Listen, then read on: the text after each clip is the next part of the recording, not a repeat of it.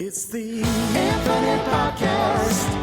Go tell your friends. It's the Infinite Podcast. My God, it never ends. It's the Infinite Podcast with Rob and Cork the Kid.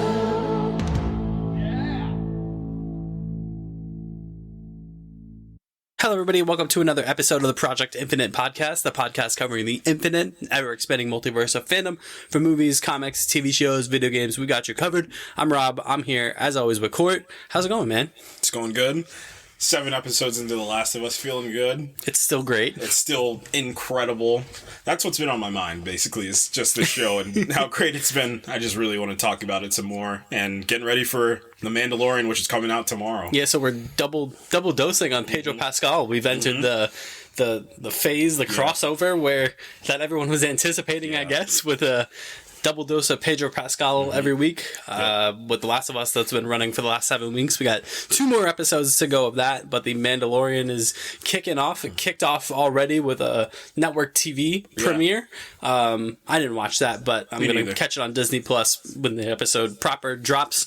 So we're definitely going to talk about The Mandalorian. We're going to talk about Disney Plus in general as kind of like a streaming service, and that kind of ties into another thing that they kind of unveiled today with the Peter Pan and Wendy trailer, which was something that we talked about when they had like all that news that came out a couple months ago about like all the stuff that they were developing, and we were like, do we need this? And then the trailer came out, and I still think that I don't think the trailer gave me anything that made me think like, oh, this is great. It kind of furthered more of my concerns that I've had with these live action adaptations of the Disney animated movies, but we'll talk about that with a bunch of other stuff. But before that, The Last of Us, obviously we've led episodes with just talking about episodes of this. We've been leading every other episode since episode 3 with a recap of the latest episode, because like we've said over and over again, this show is just continues to be fantastic throughout. It's relentless. It refuses to, slack. It refuses to, be mediocre or just okay. It's just begging for greatness week in, week out. And episode 7, based off the Left Behind DLC, is just, it's nothing different. Yeah, I mean, as far as like faithfully adapting from the game to the show, this is probably the closest as far as a straight 1-to-1 kind of adaptation. Like, I feel like pretty much every scene is ripped straight out of the game. It's not surprising. Neil Druckmann solely wrote this episode. This was his episode. He didn't direct it, but he was the sole screenwriter for this episode. So I think he, as he's done with everything else he's been involved in with the show, knew what to pluck straight from the game, knew what to insert himself, and we got basically what we thought we were going to get when we talked about it last week with the Left Behind episode. And so Joel's alive. Yeah, Joel lived. Spoiler alert, Joel lived. Yeah. Honestly had people kind of concerned. Which the great thing about that is, again, how we talked about earlier, people that haven't played the game, they're invested, they're locked in, they don't know what's going to happen, which is good. So, and kind of a good thing that the show has done throughout, which is, it's been kind of killing these characters off with kind of impunity. When you talk about Tess, when you talk about Bill and Frank, when you talk about Kathleen, Sam, Henry, all these characters. And so it's kind of done that Game of Thronesy type thing where like people kind of could believe that Joel could have died. And I think it also leans into the strength of the theme of the last episode, where he was kind of having these fears and these doubts that he could see the journey through, and he was trying to pass Ellie off on his brother, and he was really concerned about if he could survive this. And I think that being the theme of the last episode really leaned into the reality of how it ended, where people were like, oh man, like he had all these fears and it's coming true. It's coming true. Like he failed and now he's gone. But yeah, we find out he's definitely not okay. Yeah. Yep. He's still alive. He's trying to do what Joel does and tell Ellie, get out of here, leave me behind, left behind. Yep. Go back to Jackson and go find Tommy and whatever you decide to do from there. Yep. do. Ellie is ready to leave. Yeah, she doesn't know fully what to do. Like, she doesn't know how to really save him, and she's also kind of living out that fear that she expressed in the last episode, where everyone in her life has either left or died except for Joel, and now here's Joel kind of on death's door, like about to leave her, and she has that moment where she's gonna leave, and it's a great flashback trigger moment, and that's what happens.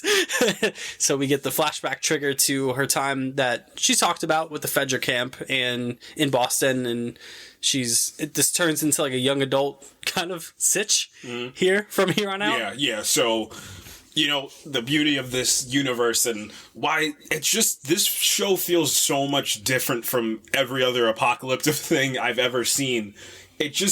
It feels so real, and it gets the small details. I think that's where they operate extremely well, is in the minuscule that, culminates into something that's, astronomical. And for people's worlds, it's the smallest of details. I mean, it's something as... This episode is essentially a John Hughes movie trapped within the apocalypse, which I absolutely love that idea. I mean, Neil Druckmann talked about it on the Last of Us podcast, about how this episode is framed essentially like how he was living his life as a teenager, and, sneaking out, like, ditching school, going to the arcade with his friends, and then Craig Mazin jumped in, also, what if you were to do that and then your crush was also there on top of that too? Like, all those endearing things that you love from all those young adult properties added into the end of the world. So what happens is all these micro emotions turn into macro emotions due to that. And I think Bella Ramsey and Storm Reed, they portray that, wonderfully this episode. Yeah, it's pretty...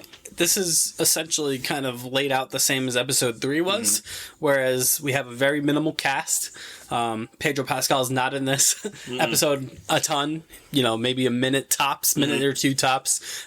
We have some window dressing characters in the form of Bethany and Captain Kwong, but they're also not in this. But this is essentially the Bella Ramsey Storm Reed show, as was the episode 3 where it was the Nick Offerman Mary Bartlett show. Yep. It's the same exact trick. This show is just getting love, no matter what type of love it is. It can be, parent to found parent to found child. It could be two people that find each other in the apocalypse. It can be two friends that realize they're more than that. It's getting siblings. It's actual child to parent relationships. It understands it, and it executes every single episode. It refuses to miss. I was telling you before, this might be in my top 3 favorite episodes of the show. Obviously, what you think is the best, and then your favorites are a different category. But for my favorite episodes, this is really up there. And I mean, I just love the way it's framed, and the way it's narratively, the way it's framed. I think it's just so genius to have. And it's that idea of horror, the anticipation for the bang. So something bad's gonna happen, but you can't help but just live in the moment of just these two people just going on a first date essentially, and just running around a mall as much as the kids of their age would have done at that time if this thing never happened. Yeah, and it's such a fine line trick to pull off.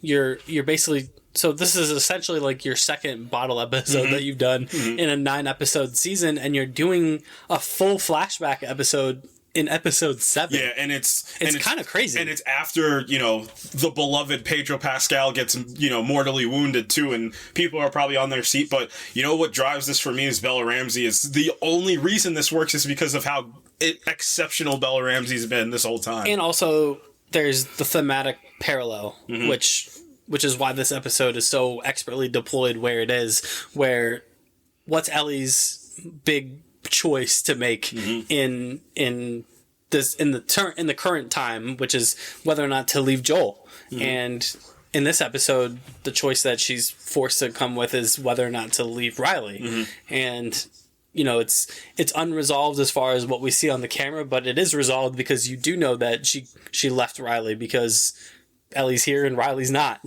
So kind of what that choice ended up being in that situation, and it informs her decision to what she chooses to do with Joel, because Joel essentially leaves her with the same choice. Yeah. Yep. You can go, live your life and go, or stay. And in the Joel situation, she decides to stay. Right. And, you know, that's why this works as far as like it being a flashback, because the best flashbacks, and especially flashback heavy episodes, work best when they thematically parallel the current plot. Correct. You need to call back. Like, it's the Chekhov's gun. Like, flashback episodes are the definition of Chekhov's gun in screenwriting class of, like, you need to pay off the thing. If you're going to show it, there needs to be a reason. And it's just that simple frame in the beginning of the episode of her going to open the door and she doesn't leave. It's the same thing. And, like, are you going to leave this person that you care about again? So, you know, we get through this episode, you find out that Riley's a Firefly, and I love, you know, comparatively from the game to the show, that that Ellie's much more apprehensive than in the game. She's very much more like, what are you doing? Like, you're psychotic for even thinking you can be like. And again, what it does is it paints Fedra as, you know, in this, like, the good guys, like they are the peacekeepers that they were supposed to be from 20 years ago to today. Like, the show really leans into her growing up in a Fedra camp more than the game did. It feels normal, and again, it's this idea of, like, we saw it in Jackson, like, it's this sense of, like, everything's kind of okay at this point. Like, you get meals, you go to school, you learn things, you grow up, you become a Fedra officer, and then you die. Like, that's life. And, like, and the way that, you know, the Fedra officer kind of explains it to her, because there's a little scene with a bully in the beginning. Yeah. Again, this is like a teen movie, like this episode. Like, this is very teen movie, very endearing, tropish. And there's a bully girl, and she says, Riley's like, your friend fights and she's not here, and Ellie doesn't even flinch, just throws a punch right at her. I love it. The people of Seattle should watch out for that. But yeah, she immediately punches her. She's in the principal's office essentially, and then he tells her, like, I think what it is too is that I think he sees her looking at the picture of his daughters in there, and he's just like, all right, look, I'm gonna explain this differently to you because nothing's working. Like, again, it's that thing, like, that you hear, like, you know, these young adult stories and real life captures, like, look, I'm gonna try a different way because just sending you to detention isn't working. It's not. It's the classic, like, screw up kid with buried potential trope that you get in young adult shows and movies. Like, it's that same thing. Like, she's this troubled kid who has obviously massive potential to be anything that she wants to be. We kind of saw it in Ms. Marvel with Kamala's friend. It was like that same kind of like situation. So, you know, it's sometimes when you do a trope, like, it's good to see it deployed in when it's outside of the genre that it's been a staple of. Sure. So I thought that was cool. Yep. So he kind of tells her, like, hey, you can either, you know, just keep doing this and you're not going to amount to anything, or you can, and Bethany's going to be your boss, like, the girl Bethany, she'll be your boss one day and you'll have crap detail and it's going to be a horrible life, or I see this leadership potential in you. You can become a Fedra officer, and then you can tell the Bethany's of the world what to do, and, like, how you want to do it. You can yell at them, whatever you want to do. You just need to maybe stop acting out all this time. And then, you know, you flash forward a little bit and she's sleeping, and then who comes back into the room but Riley? And I like how much more apprehensive she is because she's more upset that she left versus in the game. Versus in the game, it's just like, you know, they're reuniting again. But in the show, it's very much like, you left me. Like, you just straight up left me without saying anything. And then she explains, like, I joined the Fireflies. That's what I did. Like, I have higher calling than this. And she's just like, that. Are you insane? Yeah, you're a terrorist now, essentially. And, like, guess what I have to do in a couple hours when I wake up? I have to learn how to kill the terrorists that you just become. Because for Fedra, the infected are not really a threat. No, it's the Fireflies. Figured it out. Yeah, they have quarantine zones. Everything's figured out. They have everything sectioned off. It's these, and she says it like, they bomb people, like, they've killed us. And Riley immediately says, like, it's not like that. Like, that was just propaganda that they used. So you're kind of seeing both sides of the spectrum. And I know in their podcast they talked about, like, everything should be gray. That's life. Like, that's probably the most real. I think it's gonna get dealt with from a religious undertone next week with David, just by the way that's framed, and we'll talk about that at the end of this. But we go on. They go on their first date. Riley's like, you know, before I go, I I want to show you something. And they go on a little jaunt across the rooftops. They find some alcohol. And all while this is happening, they're kind of slowly opening up to each other and kind of, it portrays it in a very real way of these two teen girls kind of wrestling with their feelings. You're kind of a little bit more clear on how Ellie feels versus how Riley feels. And I like that. I like the ambiguity of it. They constantly refer to each other as best friends and friends and this, that, which makes the inevitable kiss later on that much more impactful, where it's really the two of them kind of coming to terms with their actual feelings, which I thought was cool. Right. Yep. So they get to the big reveal, and it's a mall. Like this episode turns into Ferris Bueller's Day Off. They go to the mall. They're just running So Riley has the four wonders of the mall, and then she turns on the electricity. I think Storm Reed she's having a great time as an actor right now, and I think sky's the limit for her. But I love the way she kind of interacts. It's very real the way they interact, like the way friends would talk to each other. Like, you're gonna go do this, and you're not gonna ask questions. And then she's like, "I'm not gonna know each other incredibly well." Exactly, and it's just like, I'm actually not gonna do this. She's just like, "You're gonna go do this, and then you're gonna do that." And she's just like, "Okay, fine, okay." So she turns the power on. They go out to the main hall, and then Liza Johnson, that directed this episode, did a phenomenal job. These episodes have looked particularly very good, but this one looks incredible. Like this, it's probably this one, episode 1 and episode 6 probably look the best out of this whole show. But this one, just from like a lighting perspective and kind of, what lighting does emotionally and like the emotional reaction you're supposed to have to it, like understands all those things. So she turns on the lights, and it's this really great frame of seeing, a mall sea of neon. Incredible. And it's this mall tracked in 2003, which is really awesome. So the first wonder, the first false wonder was an escalator, and again, it's putting this in an apocalyptic world. Like, again, like if this was just normal, like they go to the first thing and it's fun, but like the escalator being just the biggest deal to Ellie is it's so endearing. You love it, and then Bella Ramsey sells it. She sells it so well. So yeah, she really comes off as the sheltered kind of 13, 14-year-old kid who hasn't seen stuff, right? And Riley, meanwhile, has seen some stuff, and she's kind of more used to the outside world because she joined the Fireflies, and she's kind of seen what the world kind of really is, which Ellie won't see for a few more weeks timeline wise when she eventually leaves the QZ with Joel and Tess, and even then she's still kind of enamored with the outside world. So this is like her first exposure to that, which is really great. So they go down the escalator, and then Take On Me plays, and I'm like, this is John Hughes. This is very John Hughes inspired. It's so wonderful to kind of see. So what's the first wonder? The first wonder is the merry-go-round. The merry-go-round. So the carousel in the middle of the mall. They get on that, and they're exchanging looks this whole time. They're kind of Ellie's trying to do the feel out, and you made a really good point about you don't know what Riley's mindset is. This is all from Bella. This is all from Ellie's perspective. Right now. Neither of them know what the other's sexuality is, because Ellie makes that joke on the rooftop about like, oh, you found some husband in the Fireflies and that's why you joined. And Riley's like, yeah, that's what I did. That's what happened. So like, there's never really an implication of their sexuality until, like you said, they start kind of exchanging those longing looks, and you're like, oh.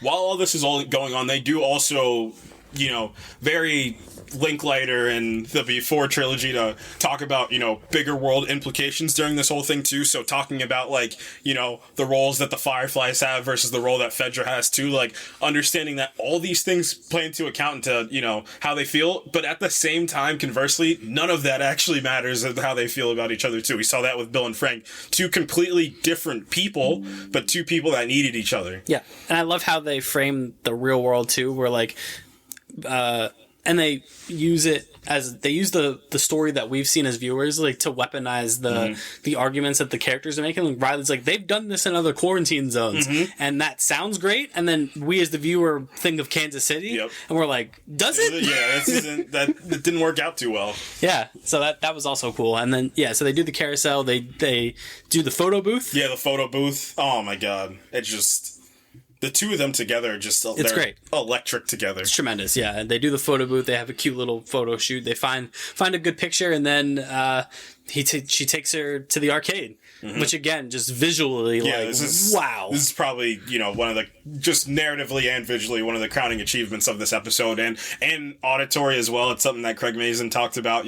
He wanted the coin drop in the slot to be very very over dramatic and very loud, because it wanted to be like this odyssey. Now you're entering the arcade world. So, and just when Riley cracks open that coin deposit box, and that's the little moment that lets you know, oh no, she planned this to be a big kind of grandiose excursion, for reasons that we get into at the end. Right. But I love the little line where she's just we don't need any of this pointless money. We need the real money. And it's just the coins that just drip out of the ground. And she's just here you go. Here's every coin that you've ever needed in your entire life. And then Mortal Kombat! Yes.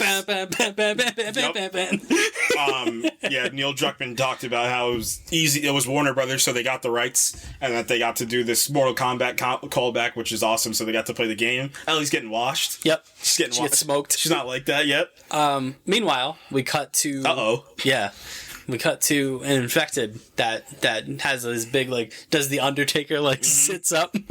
And then we, so the lantern is hung at that point. We're hanging the lantern right there. And we cut back to them. They're playing several rounds of Mortal Kombat. The joy is just amplified by 100 because of the situation. But again, it's what you learned in episode. None of the, I see this argument a lot that the show's boring at some times, and of course it was episode 3 and episode 7 that are labeled as the boring ones, and I see that argument. I'll never understand it, because does the game not set up, and the show doubles down on that fact that the infected they're just a vessel for horror, for they're not the true vessel of what this story's trying to tell. Right. That doesn't. They're not, they're very essential in terms of the universe that you're in, but they're not essential to how these people feel. They're essential in terms of, how they react to certain things and how they have to adapt, but they're not essential to how they feel about each other. Doesn't, that's what the point is.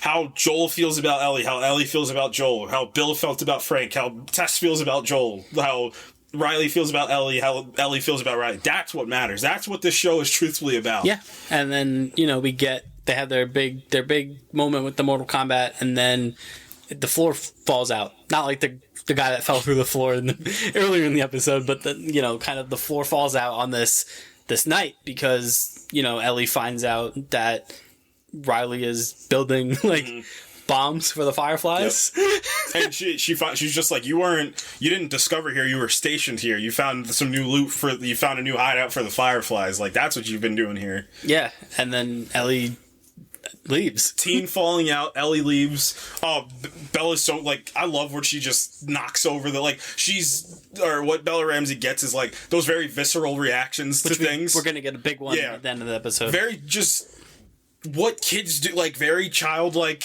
reactions to things that they shouldn't have to deal with as kids. Yeah, and she leaves, and then as soon as she gets through the door, she's like, I can't leave. I can't leave her like this. She turns back, and then big scream. And, this is just great directing, because what a bait and switch. They hung the lantern with the infected, and you hear the scream, and you think, Riley's under attack by the infected, and then it's not. It's the final wonder. It's the Halloween store. And Riley's this played a lot better when you weren't mad at me. And then, they have Riley comes full out, and she's like, this is my last night here. I'm leaving, and I wanted to see you one last time before I left.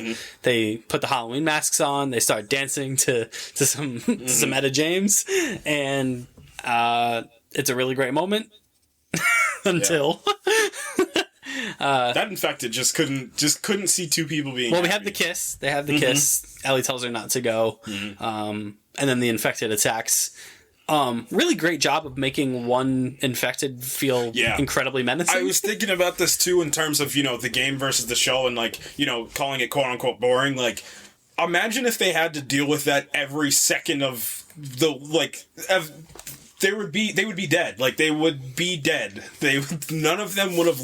We saw that in the Kansas City. Who escaped that Kansas City episode? 3 of them, and that's only because Joel had a sniper focused on the 3 of them to escape. Like, they would have died if it was just multiple of them at all times. They have to kill all these clickers. Like, that's why episode 2 is so great, because like the clicker encounter is so grandiose, and it's just like, you don't want to see one of these things, and like, it takes 3 people with weapons to take one of these things. This encounter reminded me a lot of the Mandalorian episode with the ATST, where you take this like innocuous thing that like is dealt with all the time, and you make it as menacing as possible. That's what happens here. They scuffle. Ellie kills the infected with her switchblade, and then all's well that ends okay until Riley kind of gives that look to Ellie, like that this isn't good look. Well, she looks at her arm, and then Ellie looks down, and she's trying to get that hashtag acting award when we talk about this show for the whole season, because it's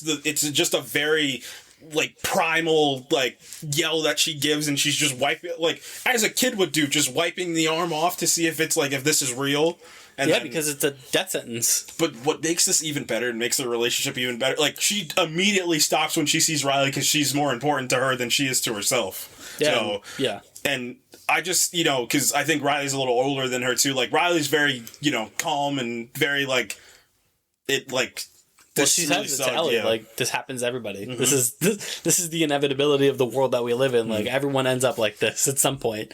It's just a matter of when. So at this point, we start kind of interspersing back and forth between the present day and the flashback with Ellie and Joel. And, well, Ellie's now searching the house for supplies, and Ellie and Riley have right after Ellie flies into a rage, which we talked about earlier, just a great visceral moment for Bella Ramsey, where she's just smashing things, and Riley's like, there's some more stuff over there if you just want to keep smashing things. Like, Riley's kind of already accepted it. Like, this is it. We're done. We're toast. Well, I mean, just backstory for Riley, she saw her father infected and rip her mother to shreds, and then she had to kill her father, so she's probably reliving that moment that she had to do when she was a child in her head, and she's probably like, this is like, if my family ends like this is how I'm gonna end, and this is how everybody else is gonna end at some point. So they have the moment, Romeo and Juliet moment, where Riley's like, well, we can kill ourselves now, or we can just watch each other turn, and that'll be it.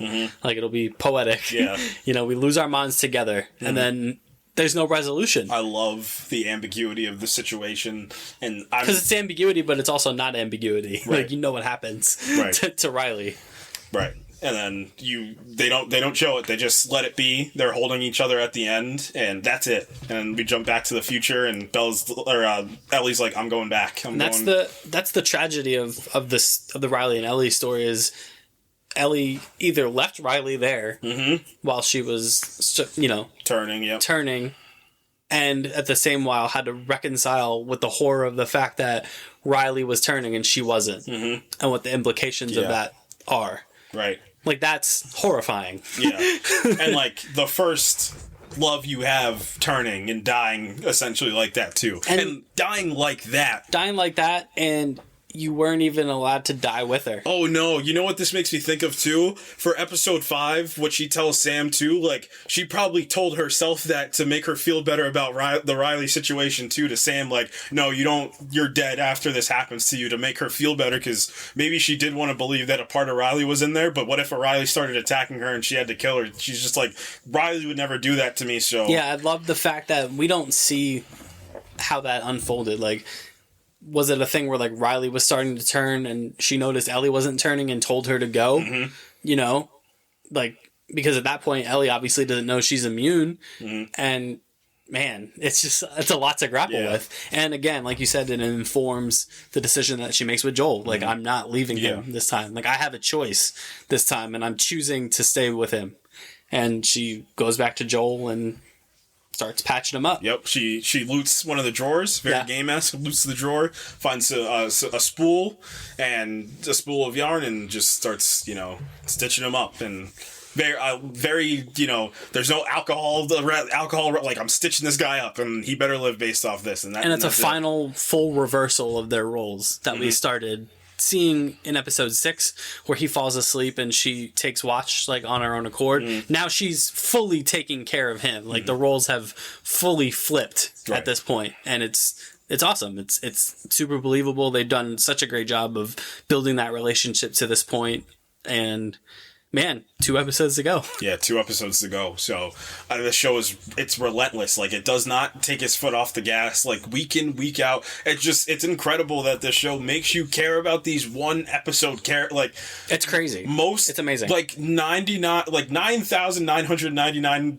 out of 1,000 shows that's a no-no to put a character in just to kill, like, unless they're like a villain of the week or something. But you're putting time, investment, development into these characters in, 40 minutes to like an hour plus, and then just killing them. Like, this has been, for the majority of the episodes, 1, 2, 3, 5, 7. Yeah. So 5 out of your 7 episodes is not either introduced or had a character that, we've grown with over, X amount of time, and then immediately dispose of right away after that. It's insane. Yeah. It's crazy. And it's crazy that it works so well. Yeah. And it's like do they know me? Like, does he know or do they not? Like, we know exactly what happened. It's a testament to how great your show is when the people that know are still having this reaction to it, like this emotional reaction, and the people that don't know are just having an organic, like, wow, this is just great television. And that's what you need. The media, 100%. Like the medium that's being transported over from, like, the medium that you have is what's important. Like, that's what you need to execute on. Yeah, this show just continues to be incredible. Yep. And we only have 2 episodes left, and for those who don't know, we're in for a treat next 2 weeks. Honestly, 2 weeks, but yeah, next week in particular is going to be a very transformational episode for the main characters. Right. Yeah. But we got to move on. We leave The Last of Us behind. Yeah, it's left behind. It's left behind because we do have some news to get through. First of which is a little bit of gaming news. We had the first PlayStation State of Play for 2023. It was okay, I would say. I think probably for the most part, the big 3 standouts were Street Fighter 6, Resident Evil 4 Remake, and we got a big 15-minute expose on Justice League, or Suicide Squad Kills the Justice League. And I think my feelings have again waffled on the Suicide Squad game, where now I think it looks quite fun. I think the story is pretty firm. It seems to be. It's set 5 years after Arkham Knight, so we officially have our timeline. It is set fully in the Arkhamverse. It's 5 years after Arkham Knight. The Justice League's been brainwashed by Brainiac. They really leaned into a lot of the Flash stuff in this 15-minute expose. I'm not surprised by that because, for the people that know, usually what happens is anytime something's going on, whatever the other mediums behind the superhero genre will probably do the thing. Like, ones I can think of off the top of my head, when John Krasinski got, when he was in Multiverse of Madness, like, if you look at I forget who's writing Fantastic Four, I think it's not Bendis, I forget who's writing. Mr. Fantastic looks a little bit like John Krasinski. Black Adam's the big one. They made Black Adam the main character of Dark Crisis that just came out, like, and then the Black Adam movie comes out. So they'll usually do that around the time. Yeah, so a lot of Flash we saw. It appears that Wonder Woman is not one of the brainwashed members of the Justice League. Could she be? Like theoretically, could she even be? Yeah, that's a good question, because she kind of shows up, she ties the Flash up with the lasso, and she asks him, how do we stop this? And he says, you have to kill us, Diana. So that's going to be the impetus of this game.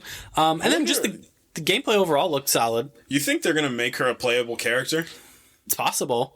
Because they said they're adding characters to this thing. So. Yeah, it's just, this game, obviously, which I did not know it was going to do, appears to be taking a very third-person shooter mold across all 4 characters, not even just like Deadshot or Harley Quinn. Like, all 4 characters kind of have this third-person shooter element. I think what this game kind of has going for it is the mobility piece. This game looks very fast. It looks very chaotic and very fun, and the the developers have said this game obviously can be played with multiplayer with other people, or you can play solo and be constantly switching between the members of the team, and the AI will control the other 3 members. So, I'm still not crazy about the games of service aspect, like the battle pass aspect of it, which they have said is going to be cosmetics only.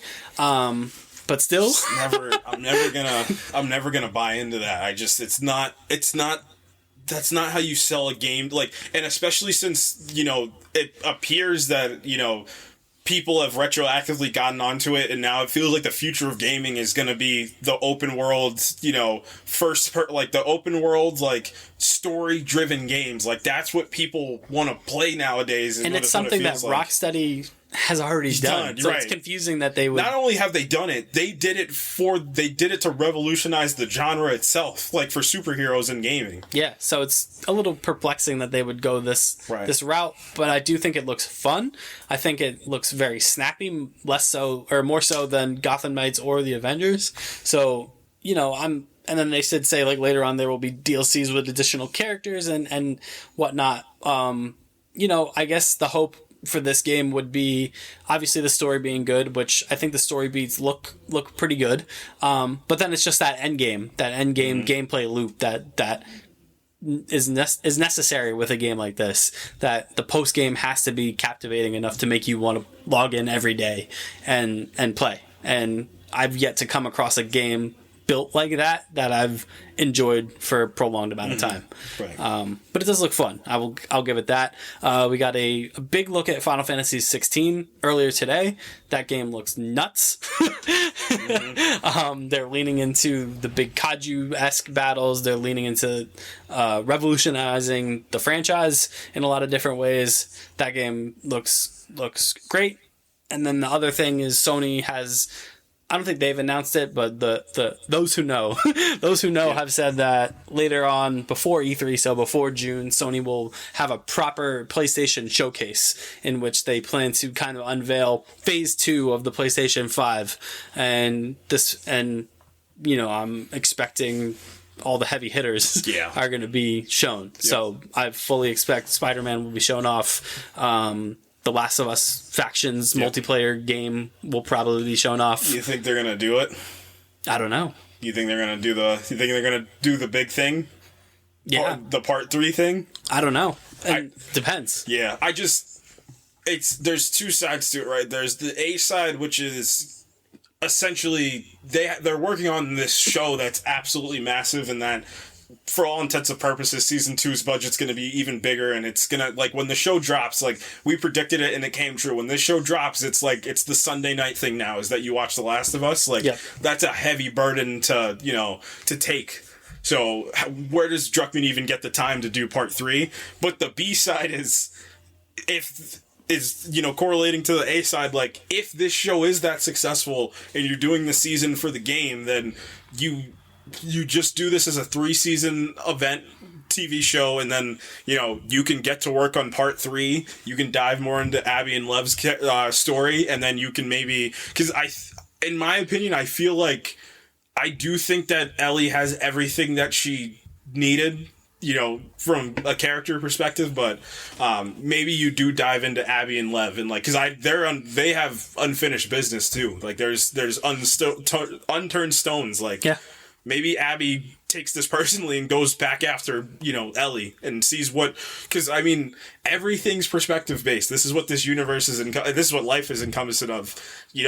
From Abby's perspective, Joel is a murderer. Like, he's a murderer, and he's just a madman, and he practitioned this little girl to follow in his footsteps and kill all of her friends on top of that. She's doing what Ellie did for Joel, essentially. Like, nothing's different.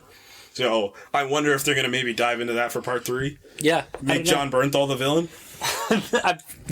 It's so good. It has to happen. But, yeah, I mean, I think he's very focused on the multiplayer thing right now. Yep. He seems very proud of it, of the world that they've created for that. So I would definitely expect that to be shown off. Like I said, I fully expect Spider-Man to be shown off, maybe in the vein of how they showed the first one off originally, with, like, here's, like, the first mission. Yep.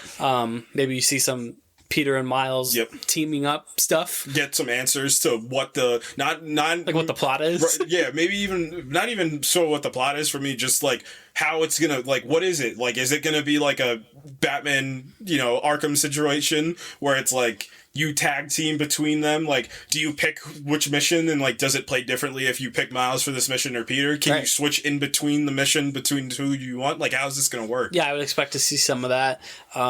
And like I said, I think they're going to show off all the heavy hitters. I wouldn't be surprised if they announced something like Ghost of Tsushima sequel. Yeah, yep.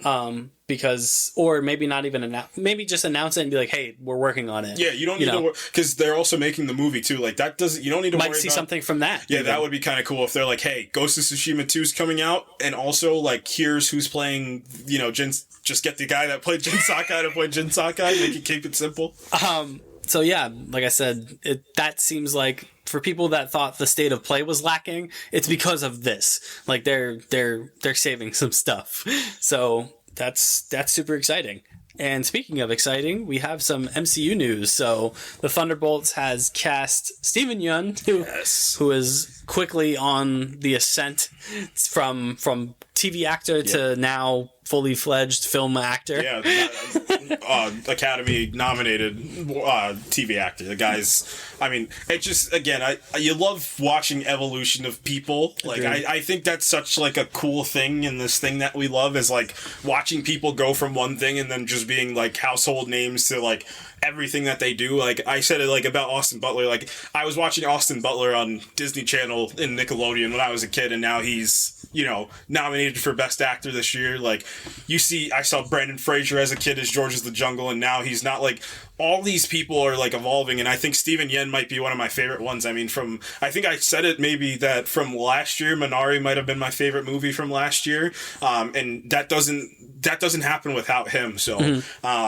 I do think that he's playing Robert Reynolds. I think that seems to be the prevailing theory. Yeah, it's just I think he's gonna play that line between like addict that's just down on his luck and then like the guy that might be able to save the entire... I think this might be their Captain Marvel ex machina of phase 5 and 6 is the Sentry. And like I think what's great and what phase 4, and one of the good things I think we talked about like phase 4, how gray it feels. It doesn't feel as black and white, the hero and villain thing. So like he could come in there and try and like help kill some Kangs, but at the same time, like he's kind of like Wanda, like this is a wild card figure right now. Like we don't know if the Void's going to take over at any step, but I think Steven Yeun's going to I think he's going to body this. I think this is great. Yeah, we do know based on rumors and such that Sentry was being circled as the villain for the Thunderbolts movie. Yep. And now that they cast him in this movie, there's only so many roles that you would put him in. If you're going to put him in the movie, and all the protagonist slots have been filled out. Yep. So the trigger was that he's signing on for this movie with potential for a big role in the MCU. I'm like, oh, immediately, if this is the Thunderbolts, and from the rumor that we heard, like, he's got to be Sentry. Like, you don't just get Steven Yeun just to... I know people were saying Amadeus Cho, but I don't think that tracks. And he's old. He's way too old to be that woman's mom. Like, that kid would have been a baby or a young kid. I don't think it tracks just because we have a different Hulk already. And a Hulk with a son, too, now. That's not even resolved. I think if you're looking for anything Amadeus Cho, I don't think it's coming from an actor that old, and I don't think it's coming for a while. So I think Sentry is the perfect choice for him. Yeah. I saw people saying Mr. Negative. I was like, why in the Thunderbolts would we do Mr. Negative? No, he needs to be in the Sonyverse. Yeah. Put him in the Sonyverse. I don't know how I Give him his own film. Give him his own film. Just call it Negative. Yeah, call it Negative. Have him cross over with El Muerto and Morbius and Venom. And now you have 4, and then you have 5 with Kraven. And then you have 6 with... Venom? No, Venom's 5. Was there another movie? The Donald Glover one. Oh, I was gonna say Michael Keaton's character, the Vulture. That doesn't matter. What about the Donald Glover one? Which one is that? He's Yep. God, I forgot the name of it. What do we do? I love him to death, but the dancing one. Yeah, the music one. What is it? Funk something? Funk Master Flex? Nope, that's not it. That's not it. That's definitely not it. I forgot they were doing that. Mr. Negative. Mr. Negative. Great villain. Yeah, he's a good villain in that Spider-Man game. Yeah. Yeah, But just don't make Steven Yeun Mr. Negative in a Thunderbolts movie. yeah, that'd be odd. Yeah, that'd be extremely odd. But I agree. I think Sentry is probably the move there. Just imagine like Steven Yeun with like his hair growing out and just like raids some place at night, and then he just turns into Superman essentially. That's fun. That is fun. And That's the pitch, actually. Yeah, and then like again, I think the sell of the Thunderbolts is it's the super soldier, it's the morally gray super soldiers all team up with each other. Yeah. That worked for the government. That worked for Harrison Ford. I can't wait. I can't believe this guy said yes. That's amazing. We have some Umbrella Academy news. Oh, do we? Yeah. You know how I feel about this subject. Not a review of the Umbrella Academy because Much to my dismay. it's coming. We're getting there. Just like the Jurassic World movie. One day. So the power couple, Megan Mullally and Nick Offerman, have been cast in the final season of Umbrella Academy. You said power couple. Yeah. I didn't hear Frank in there. Yeah, not Murray. Oh, get Murray Bartlett. Oh, that would have been Umbrella so much Academy. better. Murray Bartlett and Nick Offerman as them. Megan Mullally, you've been replaced. Yeah, sorry. In your relationship. Yeah, both your real life relationship with Nick Offerman and in the show, you've been replaced. So they're going to be casted in the Umbrella Academy. Anytime you can get Nick Offerman, get Nick Offerman. So I think is the rule, especially coming off of The Last of Us. Yep. He's hot. He's a hot commodity right now. Yeah. So cool, great. It's the final season. Yes, of the it is Umbrella the final Academy. season. And maybe in one day when we talk about the Umbrella Academy, I can talk about how good that show is. They had like a full out dance off bait and switch in the first episode of season 3. That was just incredible. And then the last bit of news before... What are you doing, bro? Protecting our honor, bro. This show is ridiculous. Oh, speaking of ridiculous, the last bit of news I have before we get into The Mandalorian and Disney Plus and all that, Warner Brothers and New Line Cinema have come to terms on rebooting Lord of the Rings, which is, I think, a fear a lot of people have had for a long time, where, like, when the Rings of Power was first announced, people were like, are we going to do the movies again?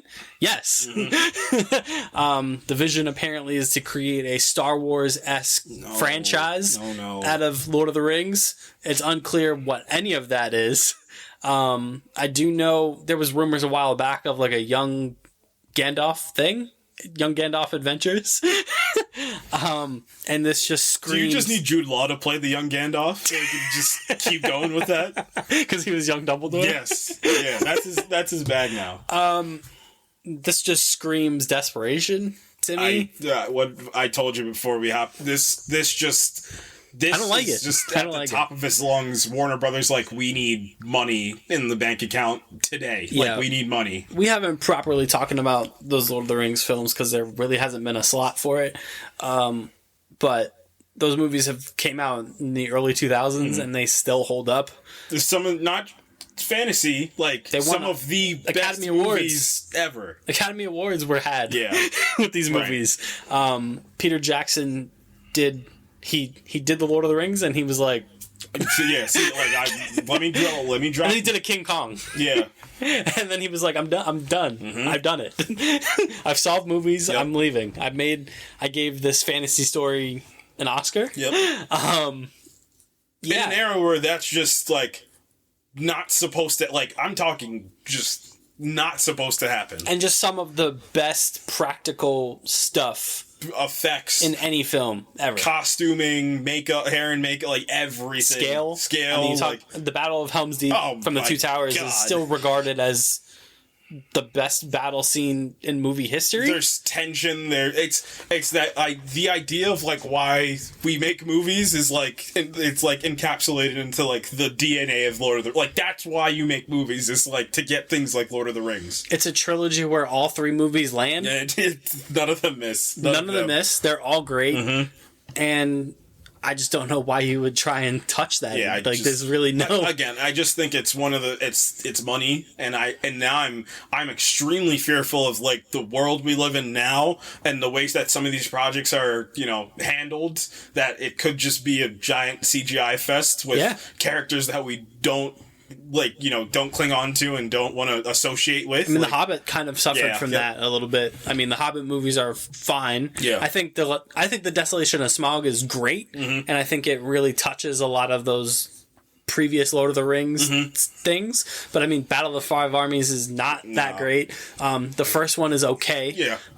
Like I said, Desolation of Smaug I think is really great. The first one feels a lot like how The Force Awakens felt. Yeah. So remember this thing? Yeah, remember this thing? Like, it's back, but it's different, but it's back. Yeah. So because we're too afraid to go full swing, but we're not. But we need to make this a little different. But I mean, if you think rebooting these movies is a good idea, go back and watch those first three. Yeah, and we're not talking about movies from the 60s, 70s. We're talking about movies from like 2001 to 2003, 5, 2004, around there. Like, we're not talking about movies like 40 years ago. Like, these movies, while they're like 20 something years old, like, they're not 40 something years old. Like, and a lot of them, I mean, the Lord of the Rings movies look on par with they're timeless. Exactly. That's a perfect word for it. They're timeless. They don't feel aged. Like, you don't watch this and go, well, that doesn't look great. It all looks great. Yep. So it's just and it kind of segues into, you know, the Disney Plus thing. In particular, I guess we'll save it. We'll talk about The Mandalorian a little bit first before we talk about the Disney Plus kind of what's their deal. Right. So like, what are they trying to do? Yeah, we did it. We've done it. This is going to be the third time we do this where we talk about, you know, what the source thing we've talked about, and then we'll talk about, you know, world implications and kind of, you know, ideologies and stuff like that, which I think is a nice balance, because there's like, you know, we understand that there's other things besides the actual material that's being presented. So and it leads to solid whatever Charles Barkley said, we need to start a dialogue. Yeah, so we do have The Mandalorian coming up. I would say this is, as far as like Disney Plus stuff, this is like the shining star of Disney Plus. Probably more so than any of the Marvel stuff. Really, like, when you talk about what The Mandalorian did for Star Wars at a time when people were like kind of off of it.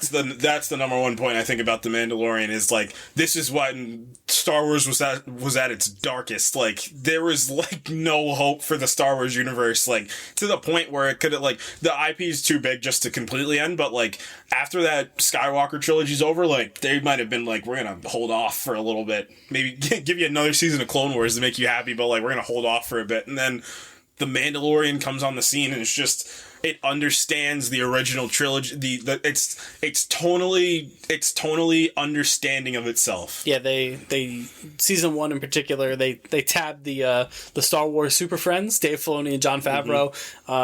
Very fortunate that Jon Favreau is obsessed with Star Wars. Because I think a lot of people kind of forget how great he is at creating. I mean, they shouldered him with the burden of building the Marvel Cinematic Universe. I mean, that kind of tells you everything you need to know about how they feel about him and how people in Hollywood feel about him. And then you have Dave Filoni also, who gave us probably the best non-Skywalker Star Wars stuff in terms of Clone Wars and the Rebels, and someone that gets it. Like, gets Star Wars. Gigantic Star Wars nerd.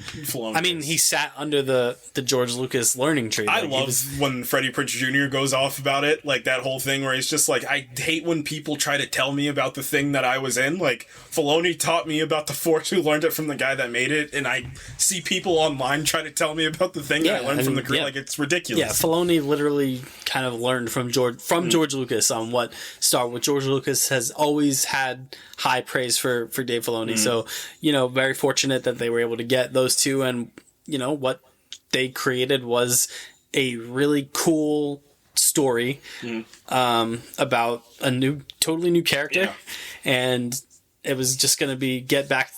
I can't shake that feeling of watching the first episode of like this old school Western feel. It's like this gunslinger cool character. Like, it's probably how people felt when like Boba Fett like debuted in 1980. Like, the heck is this? But this is kind of cool. Like, who is this? Like, straight from walking into the bar.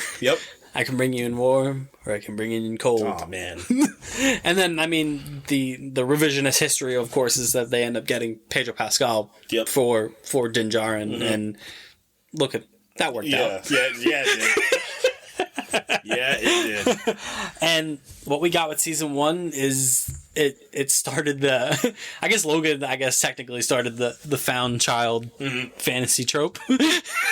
like popularized it, because then we subsequently got the Mandalorian, we got the Witcher, now we have the Last of Us. So yeah, and you know, that season 1 is incredibly special.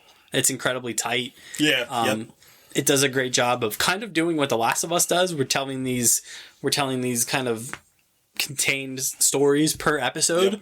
And what I thought was a great move by, I don't know if it was Favreau's idea or if it was Disney's idea, but putting together this Avengers team of directors to do different episodes. And now that's like the standard for what they do, is like they'll get a team of directors to direct multiple episodes, but I don't think Marvel's understood how it, like, what that truthfully means yet, because it just feels like they're kind of like amalgamated to some degrees for the Marvel shows, but for this, it feels like this director's talent's going to be displayed for what this narrative of this week is, and then this one's going to still, like, Bryce Dallas Howard steps in for an episode that's great, and then, you know, Peyton Reed steps in for an episode that's great, and then, you know... Deborah Chow. Yeah, Deborah Chow steps in for something. Got her own show after this. Exactly. Yep, and then... Taika Waititi takes an episode, and then Robert Rodriguez takes his flair and his style, and he injects it, not only into an episode, but into Boba Fett himself.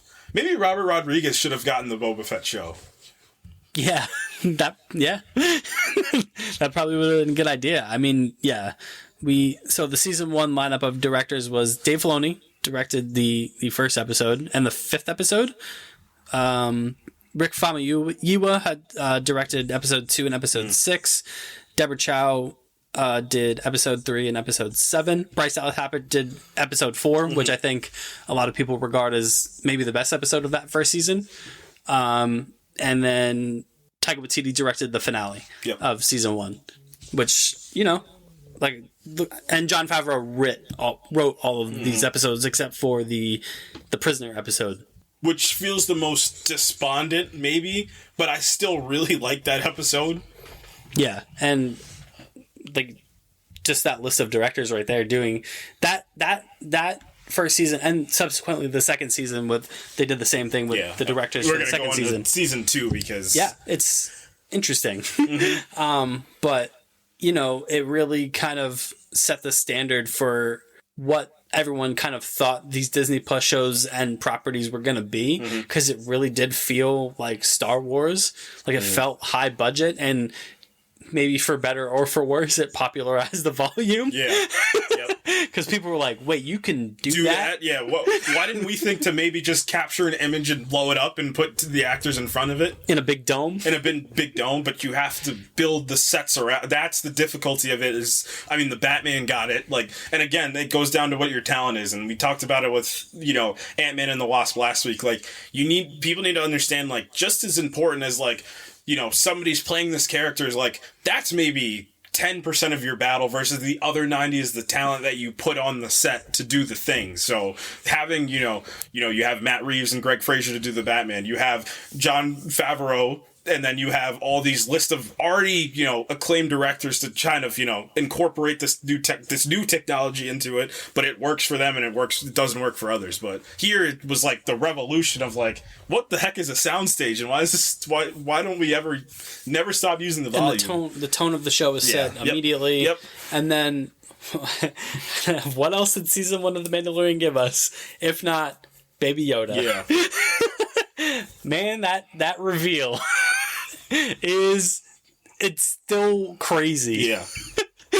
Because in Star Wars lore, it's just how, like, you know, how coveted Yoda is, as like how mysterious he still is. Like, from his inception in episode 1, like from the first appearance to his death in episode 6, like, I don't know nothing about this guy. Like, I don't know anything about his origin. I don't know anything about his, you know, his like, I don't know anything. Because our guy, the Mandalorian, is tasked with retrieving a bounty on a 50-year-old being. Yeah. That's all we know. Yeah. And it could be Paul Rudd. It could be Paul Rudd. That would have been better. Yeah. Actually. And it's revealed to be just the talk of the town for like... Oh, forever. I mean, this Baby Yoda thing, like, popped off. People were flipping out. It's great. It's a great design. It's a great character design. It ignites conversation. So, and this whole argument that shows are only good if there's a social media presence about the show, and it ropes in just casual people. Exactly, because like he's adorable. Yeah, it's just it's like the merch sales were probably like through the roof. Oh my god, with his little floating crib. Yeah, but you go week in, week out, and wondering if this baby is gonna be okay. Like, it's just a way to you get OG Star Wars fans that are fans of the original trilogy. It feels like the original. There's a lot of this that feels like the original trilogy. I think the biggest reason for me is because the practicality of the way they shot it feels very original trilogy to me. Mm-hmm. The tone is airtight and it understands what it's trying to do. It's not confused by itself. Like, the character, the voice acting by Pedro Pascal it's very cold. It's very stoic, and he captures it really well. And then you add on, a pop culture phenomenon for, the 2020s and Baby Yoda. So yeah, that's perfect storm. Yeah, perfect storm. And it's a great. Carl Weathers is in this. Carl Weathers has also directed an episode of season 2. Oh yeah, he did. Which episode? He did. The one he was in. Yeah. But man. And it's just a great, simple plot. Yeah. Where you're just like, what's his deal? Mm-hmm. The Mandalorian. Yep. What's he gonna do? Yep. Is he gonna really be able to turn Baby Yoda over to the Empire? No. No, as it turns out. He's not. And we just go on a journey. Yeah. And they I wouldn't say they develop kind of a relationship with each other through minimal dialogue and Baby Yoda doing Baby Yoda things. Mm-hmm. It's so great. The first season of The Mandalorian is so great. Yeah. Well, the big thing the Jedi are very. So where does the show take place? This show takes place after Episode 6. So essentially, there's no Jedi. There's just Luke Skywalker floating around somewhere, but they don't know. They probably don't know who Luke Skywalker is. I love that. Yeah. I love that. Like the Jedi, like everything that we saw in the original movies, like to everyone else, doesn't mean anything. It's such a good perspective. What it does is this is the first departure from outside of the anime live action. This is the first departure from the Skywalker. So it's just again, stories are perspective based. To the Skywalkers, that was that was everything. But to to this random Mandalorian, I don't care who Luke Skywalker is. This has nothing to do with me. The Empire is still sort of around, but not really. Yeah, but they kind of are. They're broken, but they're not gone. There's factions of stormtroopers that still exist that are still trying to hold out whatever hope. Maybe hold out for a Kylo Ren one day. Yeah, who knows? Who's to say? Werner Herzog's running around. Yes. Why is Werner Herzog in this show? Because the show's great. That's why he's in this show. He's like, I need. I want to see the baby. He did want to see the baby. Yeah, he did. And he did see the baby briefly. Yeah. That show gives us so many great moments. Mm-hmm. The stormtroopers, we have you 4-1. I like those odds. I like those odds. Me too, actually. Yeah. Yep.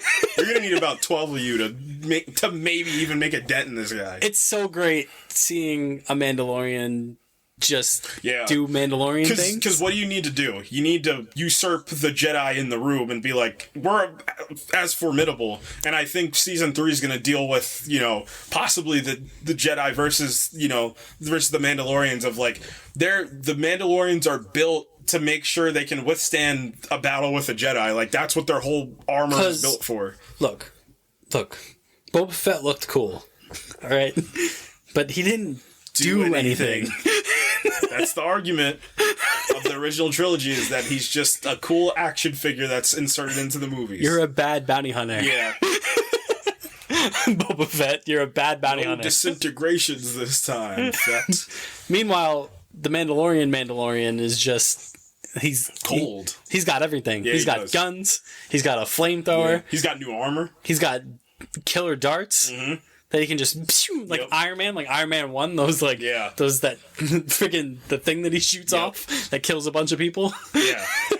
It's great. He's got a rope, little rope thing. He gets a jetpack later. Yeah. I gotta get one of those. He's so cool, man. He's so cool. Like, that's all this is at the end of the day. Like, he's just so cool. Yep. That's what first season Mandalorian is. You're like, man, this guy's cool. This guy's cool. He's cool under pressure. I love the end of... Is it episode 3 or episode 4? Where we start to dive into the lore of Mandalore and the Mandalorians. I think it is... episode 3. Yes, episode 3. I really like the end of episode... And how is this show split? So the overarching narrative, this show is split into 3s, essentially. So it's the first 3 are like, it's the hero's journey start. Kind of like how Andor was. Yeah, and then you also hit that beat with the rest of the Mandalore. So you see where he comes from. You learn his real name's Din Djarin, and, we get some better perspective on the prequel trilogy, too. And, the Order 66, like, it didn't only affect, Grogu... Ah, crap, I spoiled his name. Spoiled it. I spoiled the name. Didn't only affect Baby Yoda, it affected Din as well. It affected the Mandalorian. He also, lost his family to this. And he's not a real Mandalorian. He took his helmet off. Taking your helmet off, you hypocrite. He's a foundling. Yeah. He was found by the Mandalorians, went face to face with a super battle droid. Mm-hmm. Love a good super battle droid. You never thought we'd see those again. Did not. I'm still waiting for my old... They need to bring back the old Roger battle droids. Oh, yeah. Yep. Those guys are great. Oh, we're gonna get them in Jedi Survivor. True. It's the only thing that makes me happy. I love those guys. They're so incompetent. They are incompetent. Yeah, and then he gets rescued by the Mandalorians, and man... we have the armor. Yeah. So the armor is this mysterious Mandalorian woman who just says vague, cryptic things and then finishes. That I thought was Elizabeth Banks. And then finishes it off with "This is the way." This is the way. And then you say "This is the way" back. And then it just turned into saying Wakanda forever. Like everybody was saying "This is the way," because this is the way. This is the It's both a starter and a finisher conversation. Yep. It's one of those, which I enjoy. Yeah, this is the way. This is the way. This is the way. What are you gonna do, man? But yeah, that episode 3 is great because this whole time the Mandalorian's like, we can't help you with whatever this is. I don't know what this is, but leave us out of it, please. We're already underground. Right. What else do you want us to do? And then he gets in a firefight because he wouldn't turn over Baby Yoda. Yep. And then the Mandalorians rise up. Yep, they're like, we got you, man. We got you, man. Yeah. And they fly on their jetpacks, and he's like, I never got a jetpack. That wasn't available in the merch store. Man, I didn't get the battle pass. I didn't get the battle pass this season. I didn't get enough kills, so I didn't get the battle pass. I didn't get the battle pass. I do enjoy the RPG elements of this, where he's getting pieces of armor as he gets a physical armor, like he gets a literal armor upgrade. He keeps adding to his inventory. He really is Joel. It's really great. The gamer nerd in me really enjoyed the progression of. I got a little more Beskar steel. Yeah. Here's your little.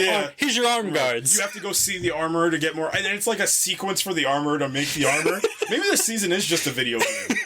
Here's your arm guards. Yep. Here's your new shoulder pads, and then the big thing at the end is he gets the big chest piece. This is the chest plate with his insignia on it. The Rancor. And why is there a Rancor? Because you find out that Baby Yoda is. You're one of the Jedi I heard about on the news. He can use the Force. You can use what's the Force? Involuntarily. Yeah, because he's a dumb little baby. But he's 50? Yeah. I like it. Yep. I like how Yoda's race works. He's like reverse Jonathan Majors. Because Jonathan Majors, I think, is 73 years old right now, but he's just acting like he's 35. Does a great job of, like, accidental Force hijinks, this Baby Yoda. It's only when you don't need it, when you need it the most or when you don't need it at all. There's no middle ground. So Mandalorian is dead to rights against this, like, is it a Rancor or is it something less? Like it might not be a Rancor. I forget what you call it. It's a little cave monster. It's a big cave monster. But it's the horn beast. Like there's the name is important. I forget what it is. It's a big cave monster. Mm-hmm. And then he's running. Mm-hmm. He gets beat up a lot. Yeah, he does. This. It's a good thing his armor is indestructible. Mm-hmm. There's a lot of like him falling over, him getting knocked down, right? Him getting just pinged with blaster bolts. Yeah, and he's cool. He's cool the whole time. And then he's running. He's about to get trampled, and then Baby Yoda picks this thing up off the ground. It's like floating, and then he, flings it, and then the Mandalorian kills it, and you're like, oh, they're like a little duo. Yeah. This is great. Oh no. Oh no, I'm falling in love with them. This is great. This is really great. And of course, the whole season culminates in oh man, how did we go this long without mentioning the goat? Giancarlo Esposito. You have something I want, dude. So he's the villain of this whole first season and the second season. He's Moff Gideon. Yes. He's great. He's got every Imperial bad guy got their own cool little TIE fighter that they've got, and he's like, you thought Werner Herzog was the villain. Yeah. No. It's me. It's me, Giancarlo Esposito. Yeah. I'm the villain. He should have looked at Baby Yoda and been like, you are bad product.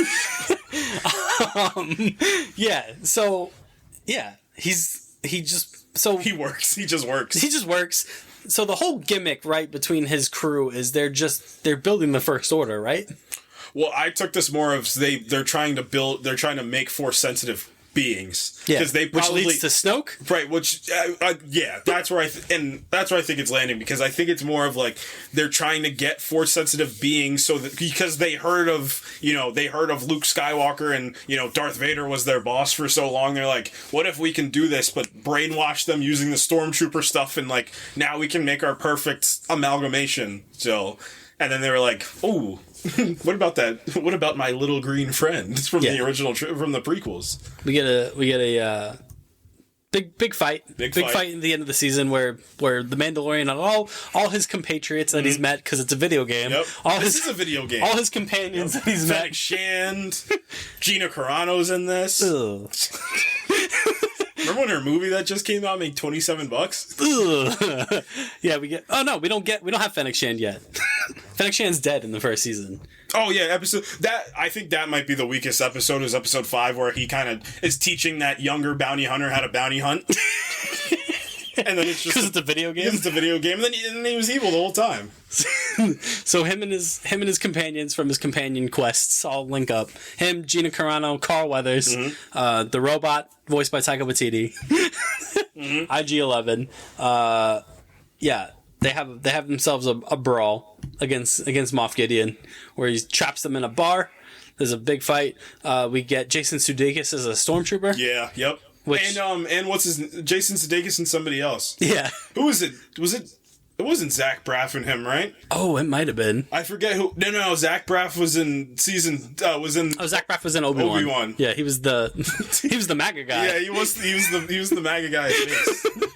That First Order is really keeping us together. It was Adam Pally was the other stormtrooper who were shooting and missing, and then just beating the crap out of Baby Yoda. See, that's why people who have an issue with Taika Waititi, like, he's funny. Yeah, he is funny. He gets comedy. Like, that's a funny bit of them shooting and missing. And then he punches Baby Yoda in the head, and everyone's like... And then IG-11 with one of the greatest arcs in droid history as well.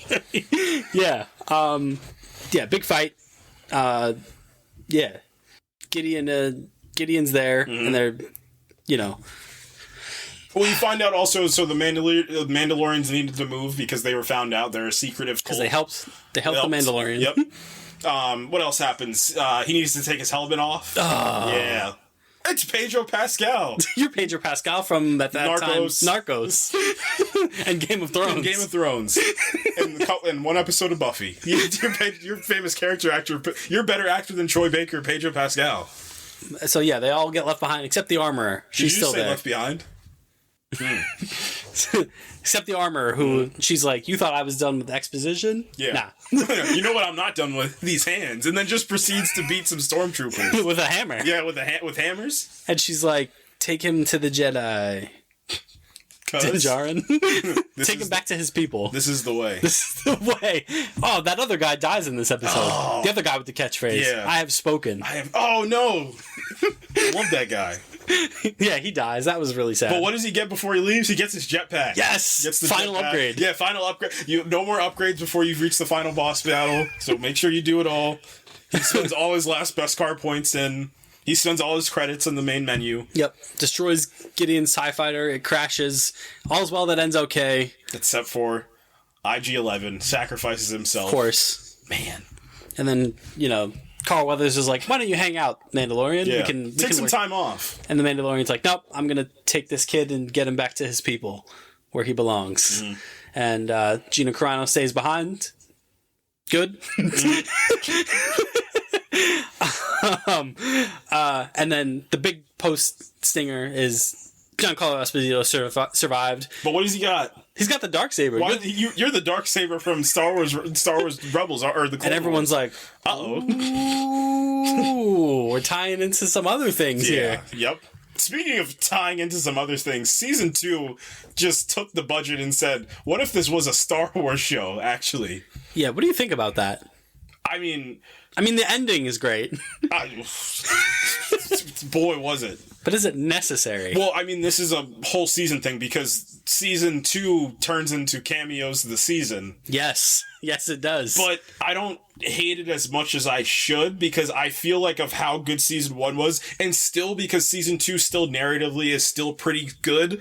I'll allow it. You know what I mean? Like, this is an example of, I think about this the same way I think about the end of Shang-Chi. Shang-Chi, again, is a CGI third act battle, but I'll allow it because it looks like an anime shonen takedown of a giant kaiju. And Timothy Olyphant's in the first episode. Yeah, Timothy Olyphant just comes in swinging. He's the marshal, but he's got some armor on. You're Boba Fett's armor from Star Wars. You're Boba Fett's armor from the Sarlacc pit, aren't you? And the Sarlacc pit's like, I would have got away with it. It confirms, a lot of the big theory at the end of that Fennec Shan episode was the mysterious footprints. Everyone was like, that's Boba Fett, isn't it? And everyone was like, no. Yeah. It was. They wouldn't do that. And then they show the armor. Yeah. And you're like, oh. Mm-hmm. And then Boba Fett shows up. Mm-hmm. So now you've brought Boba Fett back. Mm-hmm. Great.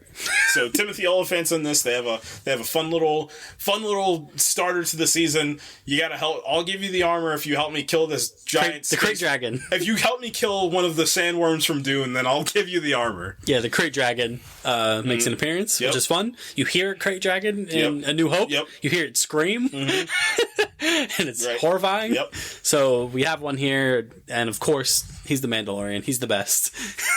He does it. Good job, the Mandalorian. And then we get a couple episodes of just shenanigans, more Mandalorian shenanigans. This is just the first 2 episodes are shenanigans, and then episode 3 introduces this. This is when this turns into, this is a Star Wars show. Yeah. So it takes some heavy swings. So we get Bo-Katan. Yeah, Katie Sackhoff. Katie Sackhoff is actually again a great example of just get the person to do the thing. Yep. So she plays an older. Troy Baker would agree with you. It's a perfect example. Well, episode 2 they have to transport the frog woman. The creepiest episode, by the way. Episode 2. Is that the one with the spiders? Oh god, I hate spiders. Get them out. Get them out of here. But yeah, we get Bo-Katan, we get other Mandalorians, and they're like, dude. Well, he's like, your helmets are off. And they're like, why can't we have our helmets off? And he's just like, because you're breaking the creed. And he's just like, you're a cultist. You're weird. And then Boba Fett shows up. Yeah, and then Boba Fett does show up. He's like, give me my armor. Yeah, give me my armor, man. And Bo-Katan's like, you're not even a real Get lost. Get lost, kid. And Boba Fett's like, I could kill you if I wanted to. Prove it. Mm-hmm. Prove it, Boba Fett. Prove it to me.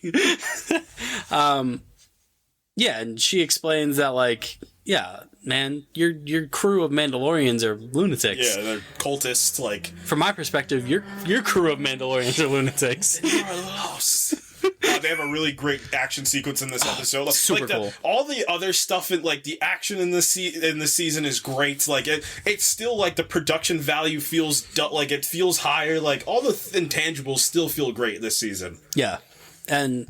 So Moff Gideon is Bo-Katan's whole thing is like, I need the Darksaber, I need the sword. Yeah, because then I can rule Mandalore. And the Mandalorian's like, I don't care. Yeah, I love it. Yeah, he's just like, I could care less. I want to take me and my space son across the galaxy. And she's like, well, I have information that'll help you with that if you help me, because this is a video game. Mm-hmm. She's like, I can help you get that kid to where he needs to be if you help me get the Darksaber back.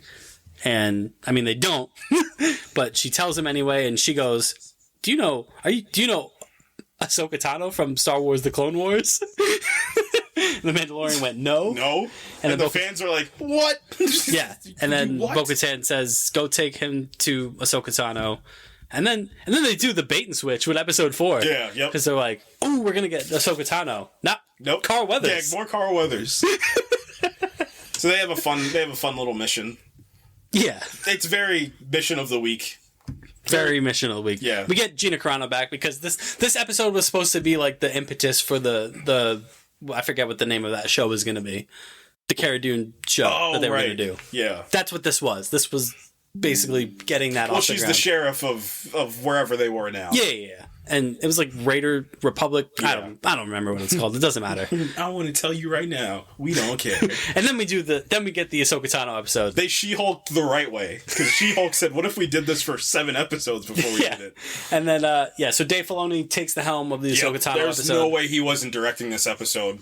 And it's awesome. From the jump of, like, the sounds of her sabers going off, just the way this episode is shot is injected really cool. into my veins. Oh, God. This episode is everything. Rosario Dawson is great as Ahsoka, like an older Ahsoka.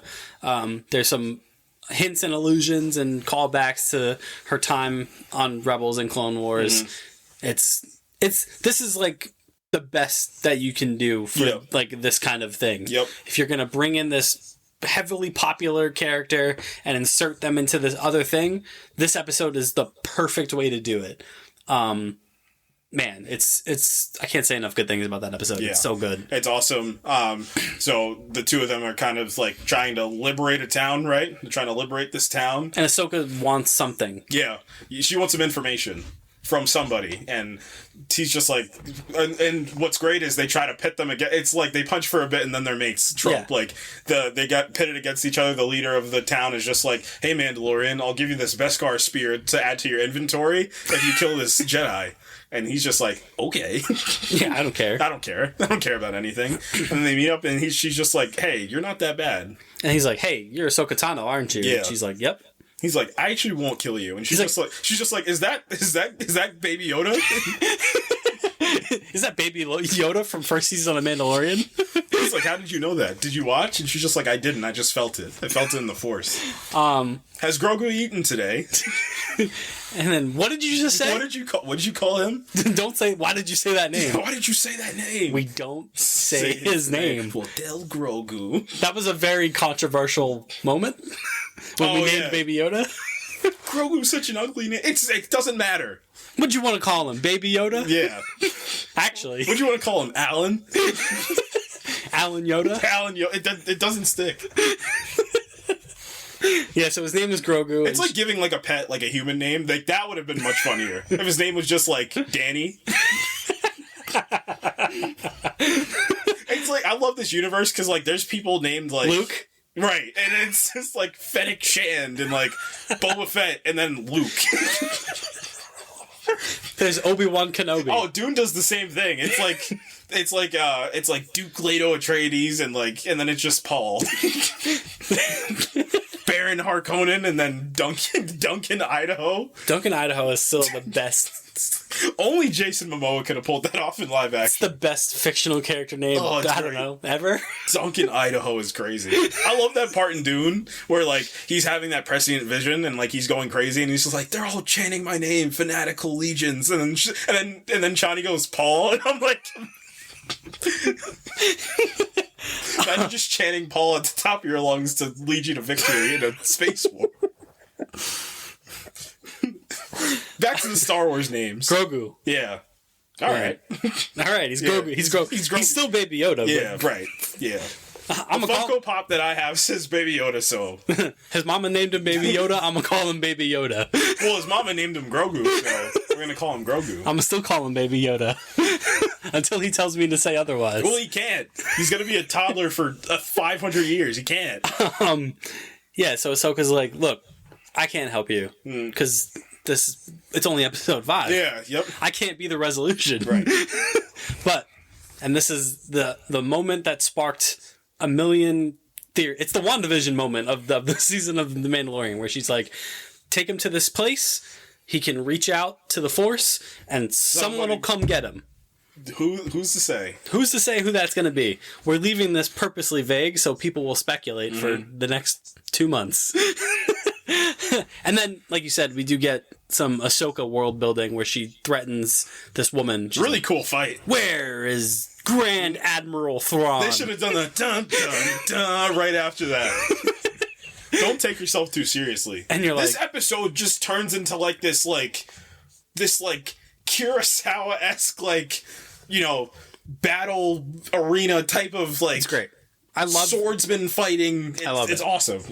She's going straight up sword to sword, and he's clearing out the town of all. If it's one thing that the Disney Star Wars has gotten right, I think it's that they reduced the flippiness of the lightsaber fights and made them more measured and more samurai. It understands the balance because the original trilogy lightsaber fights were slow, but they were intentional. Versus the prequel trilogies were fast paced, but precision. Even the Anakin Obi-Wan rematch in the Obi-Wan show is much more subdued, obviously, than the Revenge of the Sith fight. Right.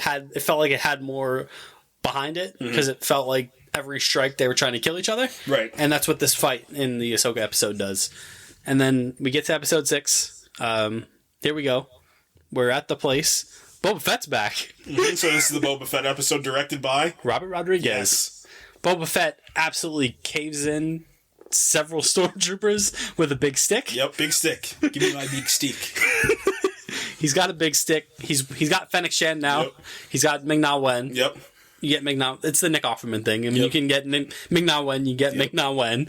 And he's like, look, man, I just want my armor. Can I have it? Yep. And the Mandalorian's like, yeah, I guess. Oh no, there's stormtroopers descending upon us. We get the return of Boba Fett's ship. Well, Jango Fett's ship. Yep. Became Boba Fett's ship. Get him, dude. We get a depth charge. Yeah. Yep. Freaking awesome. We get kind of a little Boba Fett lore on how Jango Fett got the armor, and he's like, "This was my dad's armor. This is my dad's armor." Because he was a foundling. You're like, oh. Ties up so many loose ends that I didn't know need to be tied up. Never in my time as a Star Wars fan did I ever wondered what Jango Fett's deal was. Yep. We get introduced also to the to what are the things called? The Mondo stormtroopers. Oh yeah, the Dark Troopers. The Dark Troopers, yeah. Yep. They take Grogu reached out to the Force, and who knows who's gonna answer? We still don't know. We still don't know. It's a mystery. Yeah, for 2 episodes. Is it Cal Kestis? Is it Cal Kestis? Is it Qui-Gon Jinn? Is it Qui-Gon? He's dead. Is it going to be Ahsoka again? Yeah, well, that's what I thought. I thought it was just going to be Ahsoka's like, you didn't think I was going to really leave you? Is it going to be Jonathan Majors? It could be. This is wild. Is it gonna be Mace Windu? Is it gonna be Mace Windu? We truthfully did not know who it was gonna be. We really didn't know.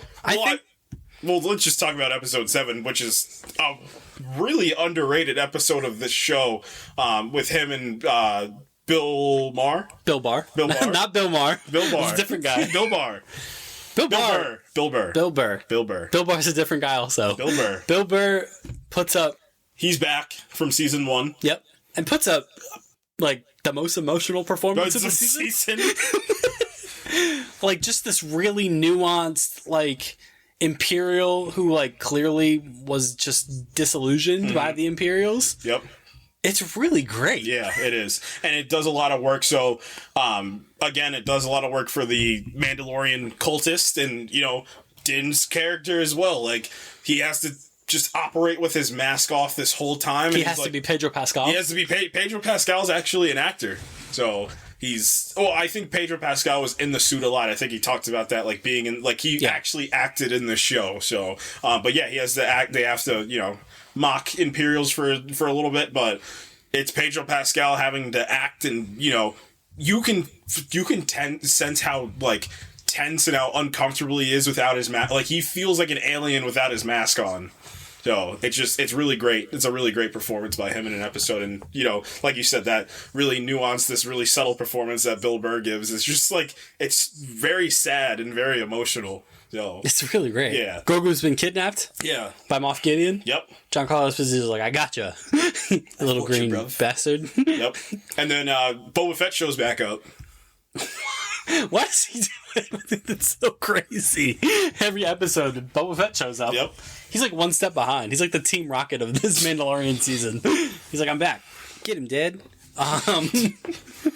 And so now we're doing the same thing that we did in season 1. We get our compatriots together, our companions, and we launch a final assault on Moff Gideon. Yep. We gotta get the kid back. The Mandalorian's like, Boba Fett, can you go see if Bo-Katan will help? Boba Fett's like, sure. Yeah. I don't want to, but he's like, because I don't like her. He's like, Bo-Katan, can you help? And she's like, yes, but you're also not a real Mandalorian. Yeah. Ouch. She was a real Mandalorian. Yeah. We get into Moff Gideon's ship, and he's like, I have the baby. Mm-hmm. What are you going to do about it? Yeah. The Mandalorian's like, I'll tell you. Nothing. Yeah. And then we get a really good sequence at the beginning of episode 8 with Bo-Katan, Fennec Shand, and Cara Dune, where they're like clearing out like the Imperials to kind of go get him to clear a path for the Mandalorian. So they get in there. They're like, "All right, where the heck's the kid?" They go searching for the kid. Oh no, it's the you're the Dark Troopers from Star Wars lore, aren't you? Killing machines. Killing machines, yeah. Like, and what's great is, like you said, like he's been the crap's been beat out of him, but like he's getting the crap beaten out of him the whole episode. But like, I love how he takes care of like the Imperials. He even fights Moff Gideon with the Darksaber and wins that battle, which ties into the end. We'll get there. And then he fights the Dark Troopers, and he's just like, I can't do anything against these things. Like they're unkillable. Like they're nigh indestructible. Like I can't do anything. He has that confrontation with Moff. And Moff's like, look. We can come to an understanding. The Mandalorian's like, this is the way. Yep. He probably doesn't say that, but he might have. Yeah. And then he walks in the room and Bo-Katan's like, why do you have the Darksaber? And she's just like, oh no, you have the Darksaber. And he's like, I don't know, I took it. Yeah. And Bo-Katan's like, that's not how this works. Yeah, and he's just like, I'm trying to hold the baby, can you hold this? And she's just like, I can't. You're the ruler of Mandalore now. He's like, what? He's like, huh? I don't want it. It's like a pop-up ad that says you won a timeshare in Aruba. Like, you're now the proud owner of He does Mandalore. the Jon Snow, I don't want it. I don't want it. But I don't wanna. Yeah, I don't She's wanna. like, you have to. Yeah, he's just like, I don't want it. Can't I just give you this? And she's like, no! Yeah. And he should have been like, and you call us the coldest. He should have just thrown it at her. Yeah. Let's see what would happen. Yeah, what happens if she, like, moves? Like, would she have caught it? And then what happens? And she has to take her life after she catches it. Balls in your court, Bo-Katan. Yeah. So yeah, the Dark Troopers are knock-knocking on the door. They're like, we know you have the baby, and I want to see the baby, says the Dark Troopers. And then, oh my. So I just don't. This episode came out in December of 2021. 2020. I don't. Peyton Reed, by the way. Yes, Peyton Reed directed this, and like we said last week, like Peyton Reed's not a bad director by any means. And this is an example of that. I think this episode's really cool. But I don't know why. I personally had a disturbance in the Force because I just woke up at like 4 a.m. and I was just like, what if I just watched this episode now? Like, it just, like, oh, cool, Mandalorian season 2 finale. Like, what possibly could happen? Like, I wasn't even thinking about it, like a character showing up. I was just like, let's just see how this season ends and then we'll go out to season 3. That's it. And then back to the ranch. Grogu just shifts his head, and like they're just like, "What's that?" And they're just like an X-wing, and they're like an X-wing, and then you're like, you're like, wait, nah, this isn't real, right? There's no way, right? there's no earthly way. It's so crazy. And then he gets off the ship, and then it's the screens are black and white, so you just see this robed figure with a lightsaber just walking, and you don't know what color it is. They just have a robe on, and they're just taking out the dark troopers. But I mean, yeah. And then you flash and it's green, and you're like, holy, there's no way. There's absolutely no way this is actually real. And the robes it's all black, like all black robes. Yep. So like one of the hands is robotic, covered in a glove, and you're like, there's no way, right? Like, this isn't real, right? And then Moff Gideon's like, this is my time to kill myself.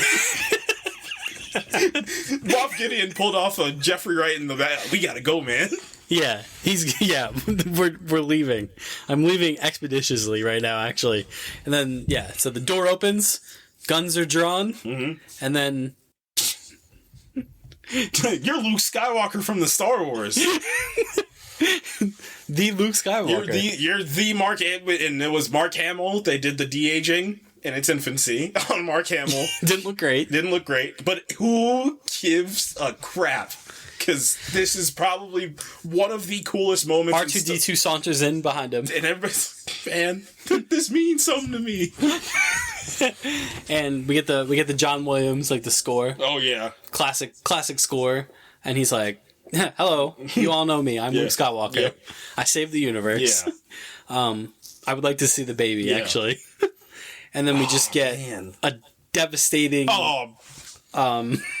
goodbye between Baby Yoda and the Mandalorian, which means like it worked. Like the show worked because like everyone was just beside themselves. Yeah.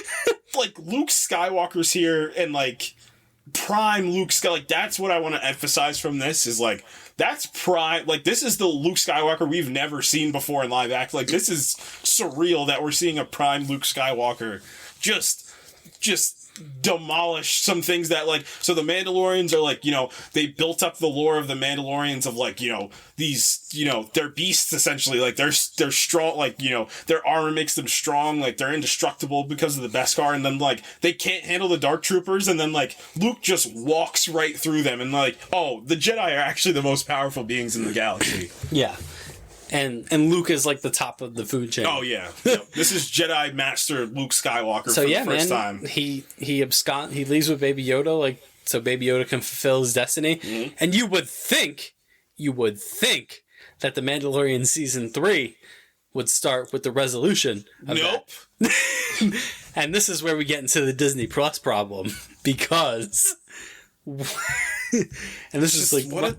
Like, get it. This is the streaming problem, right? This whole Grogu Mandalorian resolution is like the streaming problem in a nutshell. Because this normally, in a normal TV show world, would be like the first half of the Mandalorian season 3. Yeah, and it would have been pretty, you're bringing back you're bringing back Ahsoka and Luke Skywalker. And like, so we've already talked about Boba Fett. Go listen to that episode. Right. My thing is, what? Like, what kind of decision is this? It's so crazy to me. Like, what happens in the last 3 episodes of the Book of Boba Fett should have been the beginning of the Mandalorian season 3.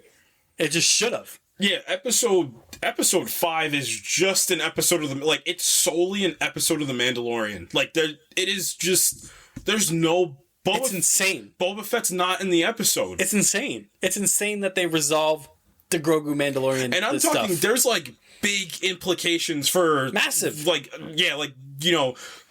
get the whole Darksaber lore thing told to us.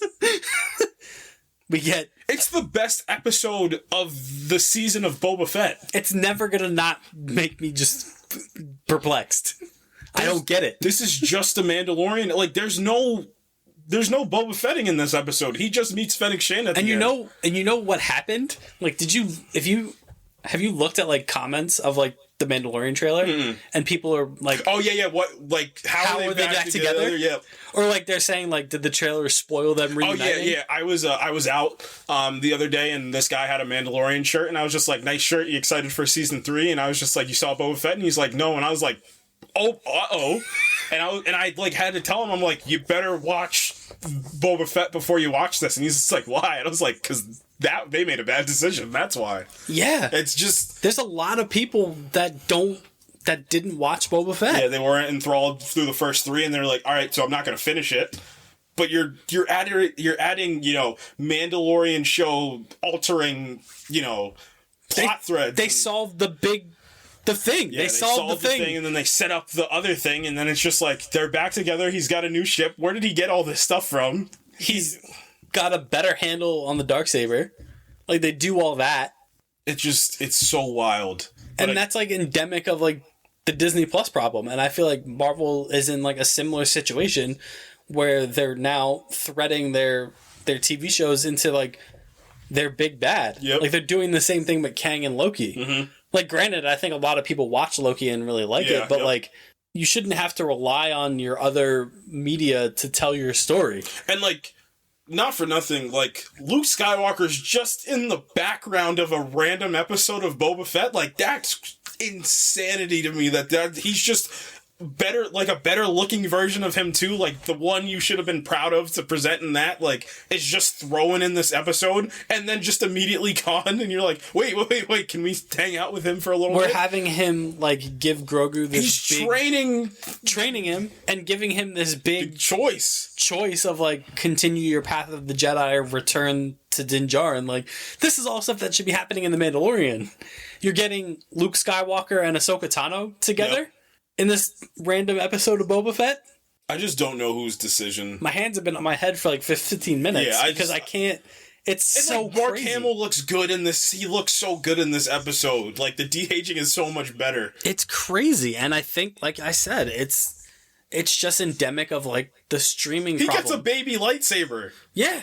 God. Particularly, like, I think it's probably a Disney Plus problem more than any other streaming service. I gotta assume that the execs walked on the set and they were just like, well, I think they probably pre-screened, like, they probably, like, made the first 2 episodes and they were like, uh-oh, like, this isn't as much as a hit as The Mandalorian is. Like, it's, you know, it's not as, like, intriguing as The Mandalorian is for what they thought was probably going to be more of a layup than The Mandalorian was. I think The Mandalorian, their idea was like, all right, let's do, like, a really cool, you know, Mandalorian, and then we get Tony Morissette back, and, like, the one they already know, and, like, now it's like, you know, he's got, like, the easier path because, like, we're going to set them up to be cool and then we're going to get the one that's familiar. So it's going to, you know, help that out. But now, and, like, the Boba Fett, like, thread from episode 6 is a great unresolved kind of thread that, like, you could bring him back. Yeah. But,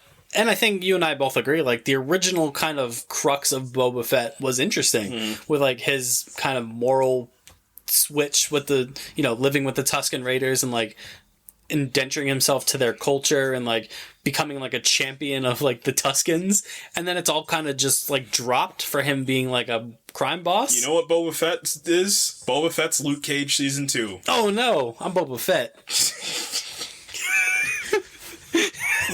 Why was Todd Bowles in that season? One day we'll talk about. We kind of did a little bit, but we didn't go at length on Luke Cage. No, we didn't. But yeah, it's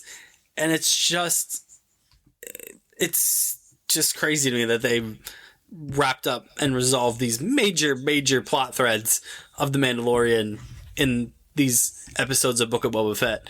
It will never not surprise me. And I think, what did they clock? Like, for 2 episodes, he was in it for like 30 seconds or something. For 2 episodes of his own show. And I hope, it doesn't seem like they're learning because they're apparently going to do a similar thing with Loki and Kang. Like, they're going to do a lot of Kang stuff in Loki. Mm-hmm. And I'm just like, I don't know, man. I don't know. It just takes the gravitas of, you know, we said it, like, stop telling us he's this big, show us who, like, we said it with Thanos, like, what was the first physical interaction we had with Thanos? He was carrying, they talked about it in Civil War, like, the 2 powerful Avengers aren't here, and he mollywhopped the one of them, and he was carrying the other like a child in a grocery store, like, yeah, that guy's probably the most dangerous guy in the universe. And I just don't think that the, you know, maybe half of, like, the general movie-going public is actively watching, keeping up with the shows. Mm-hmm.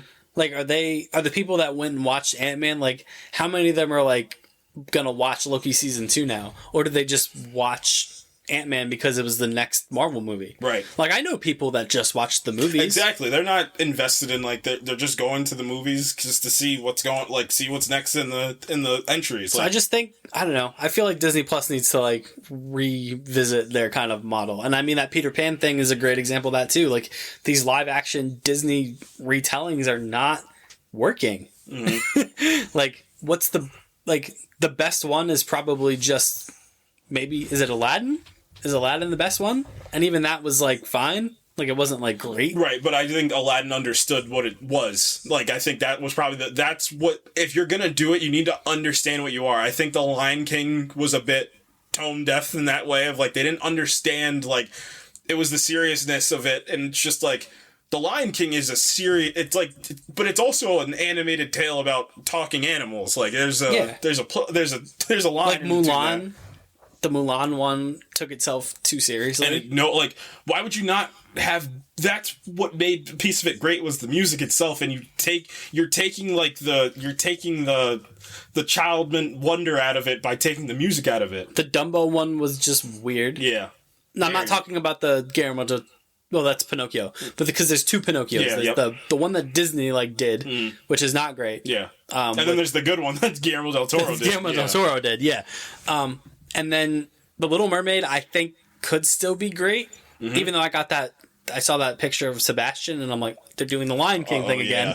Yep. And then this Peter Pan one just doesn't look interesting. No. It's Peter Pan of all of these should just have this vibrance and this life to it, and this like a true fantasy like story. They're shot very dark, like they're shot shot in the way of like somebody that just walked into film school is like it's like, or no, even better yet, like somebody that Googles like drama cinematography, and then they're like, all right, that's exactly how we're gonna shoot. Like, Dave Filoni has the greatest quote about it, and it'll never leave my head. And he's just like, it's when I forget where they were, but the guy's just like, you're ruining the Star Wars that I fell in love with, and you're making it childish. I remember the Star Wars that I fell in love with when I was a kid. And he's just like, what did you say? When I was a kid. Like, this is, again, you're marketing for everybody. So, like, it's okay that it's a little vibrant and you can have some fun. Like, it's okay. It's fine. Yeah, so they're kind of just dropping all these things on Disney Plus. They're spending a ton of money. Yeah, you're spending a ton of money on IPs that are already created and people already spent themselves emotionally on in a past period of their life. It's over. And like, as far as like like from a streaming lens, like, how many new subscribers are you getting to Disney Plus by doing a Peter Pan retelling? Exactly. And now you're relying on two things now. You're reliant on The Mandalorian expressly, and you're relying on the Marvel shows. And now that Ant-Man's come out, and now this is the perception, now you got to be a little nervous that, like, now people might go out of their way not to make sure they watch these shows. And then, because wasn't there Q4, like, they lost a lot in Q3, I think.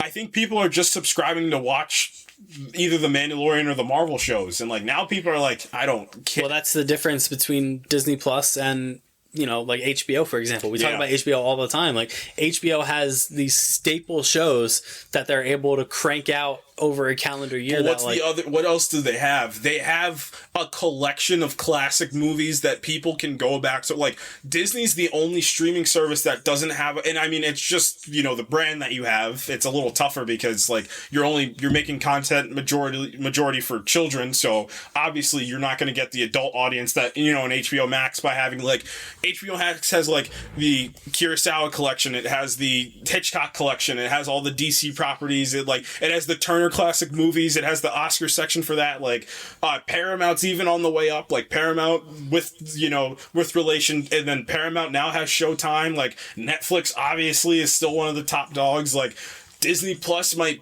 be a little nervous right now. Like, the only thing that they're clinging on to is the Disney name right now. Like, that's what they're really... And the Disney Plus concept sounded so great. like out of the box. Was it 2019? Like it was after Far From Home. We were like, all right, we're gonna do all the B characters for Marvel. We're gonna do, and then we're gonna do, and for Star Wars, we're gonna give you guys an Obi-Wan, and that was the big sell, is that Ewan McGregor's back, and then Hayden Christensen's back, and then we're gonna give you a this brand new concept with the Mandalorians. We're gonna give you another season of the Clone Wars. We're gonna give you another season of the Clone Wars. Like, we're gonna give you some stuff, and it'll be cool. And then Marvel, we're gonna give you, the B characters that you all related back from the A characters. We're gonna flesh them out a little bit more. And to be fair, I do think as far as like the Star Wars stuff, I think what was promised has mostly been delivered. And like the stuff that was, up in the air, it's a 50-50, because it was one thing that didn't work out, and one thing that we thought would work that didn't work, and one thing that we were not sure of, and that turned out to be probably the best, narratively, the best thing that they've done. I think the problem that they ran into was, I don't think the Marvel stuff necessarily lived up to what was promised. Yeah, because what they were supposed to be were they were supposed to be their movies in itself, but that doesn't. What they tried to do is just I think it was more conceptual versus actually making the thing, and having you get your showrunner. The showrunner understands what the tone's trying to be.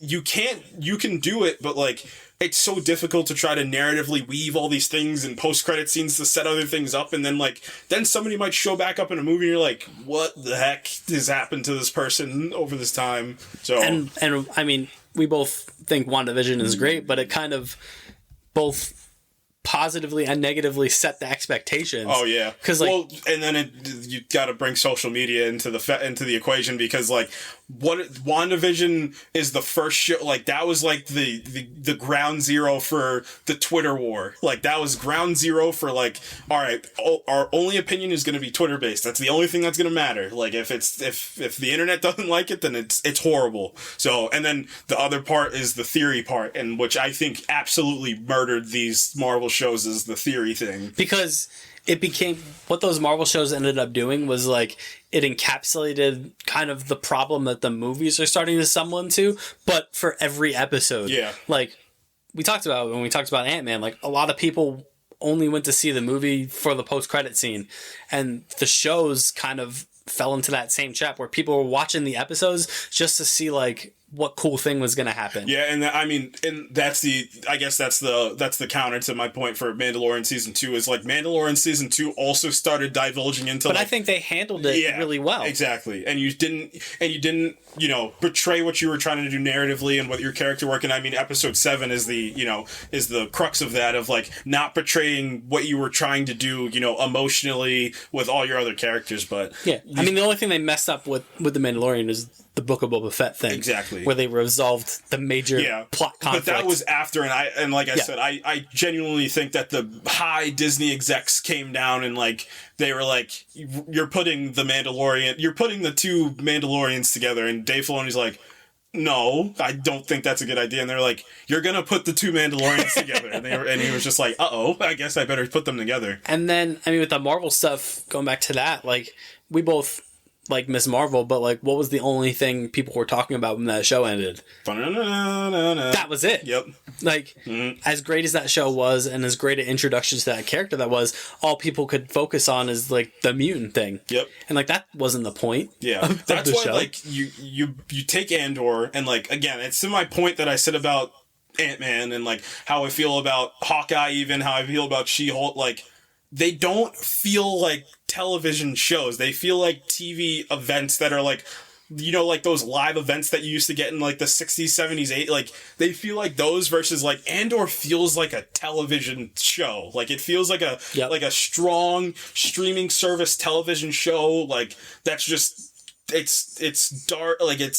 Its tone is understood, but it's it gets what it's trying to do, and it's not reliant on anything else. That's nothing. It's self-sufficient. These shows need to start becoming self-sufficient and big complaint. And it's funny, I saw that tweet the other day that said, there's no excuse as to why Marvel's not producing from a visual lens, from a directing lens, from a musical any piece, acting, whatever it may be, visual.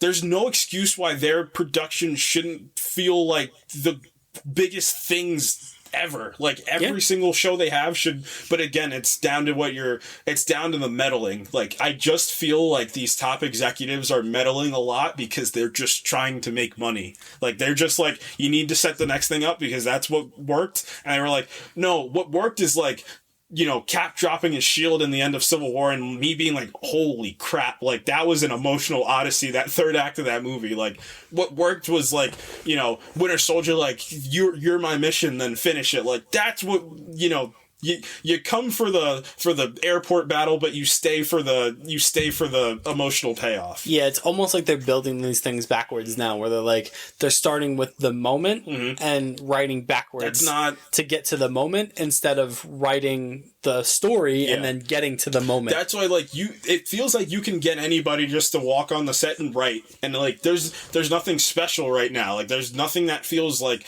truthfully, like, that's why Peacemaker's like really good, because Peacemaker feels special. Like, Peacemaker feels very different. Like, The Boys was such a big phenomenon because, like, you're dealing with these, you know, heavier undertones. Like, I don't feel any, like, Falcon and the Winter Soldier was probably the biggest, like, swing, you know, at something. But again, what did Falcon and the Winter Soldier divulge into? Like, the power broker's back, and like, who's the power broker? Like, that's like cool, but you know, what about the show? Like, and you know where the shows are struggling? The middle parts of the show are struggling big time, infinitely. Like, they can't figure out the middle part. Like, I think Hawkeye hurts, but I think Moon Knight hurts the most from not understanding the middle. Like, that's why you're trying to do stuff, and like, you know, I think Moon Knight might have one of the best first episodes of like, this is freaking cool, but then it takes its foot off the gas.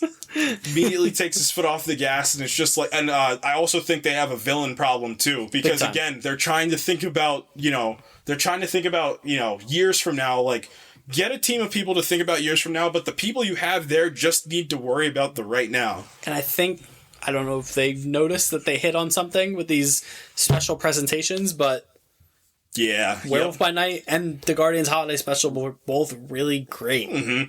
And I mean, the Guardians Holiday Special was great because it was, you know, James Gunn back doing his thing with this cast of characters. But Werewolf by Night was, nobody knew, like, the actors that were involved, what the story was.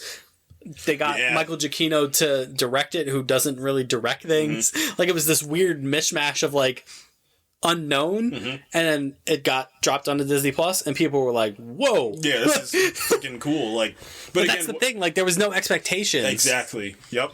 And they need to get back to that, where like these, like, I told you, like, how I feel about the whole thing that they've done from like phase 3 on, where they're like, here's the thing, here's the big roadmap, where like they didn't do that in the beginning. Like, they were just like, here's Iron Man, watch that.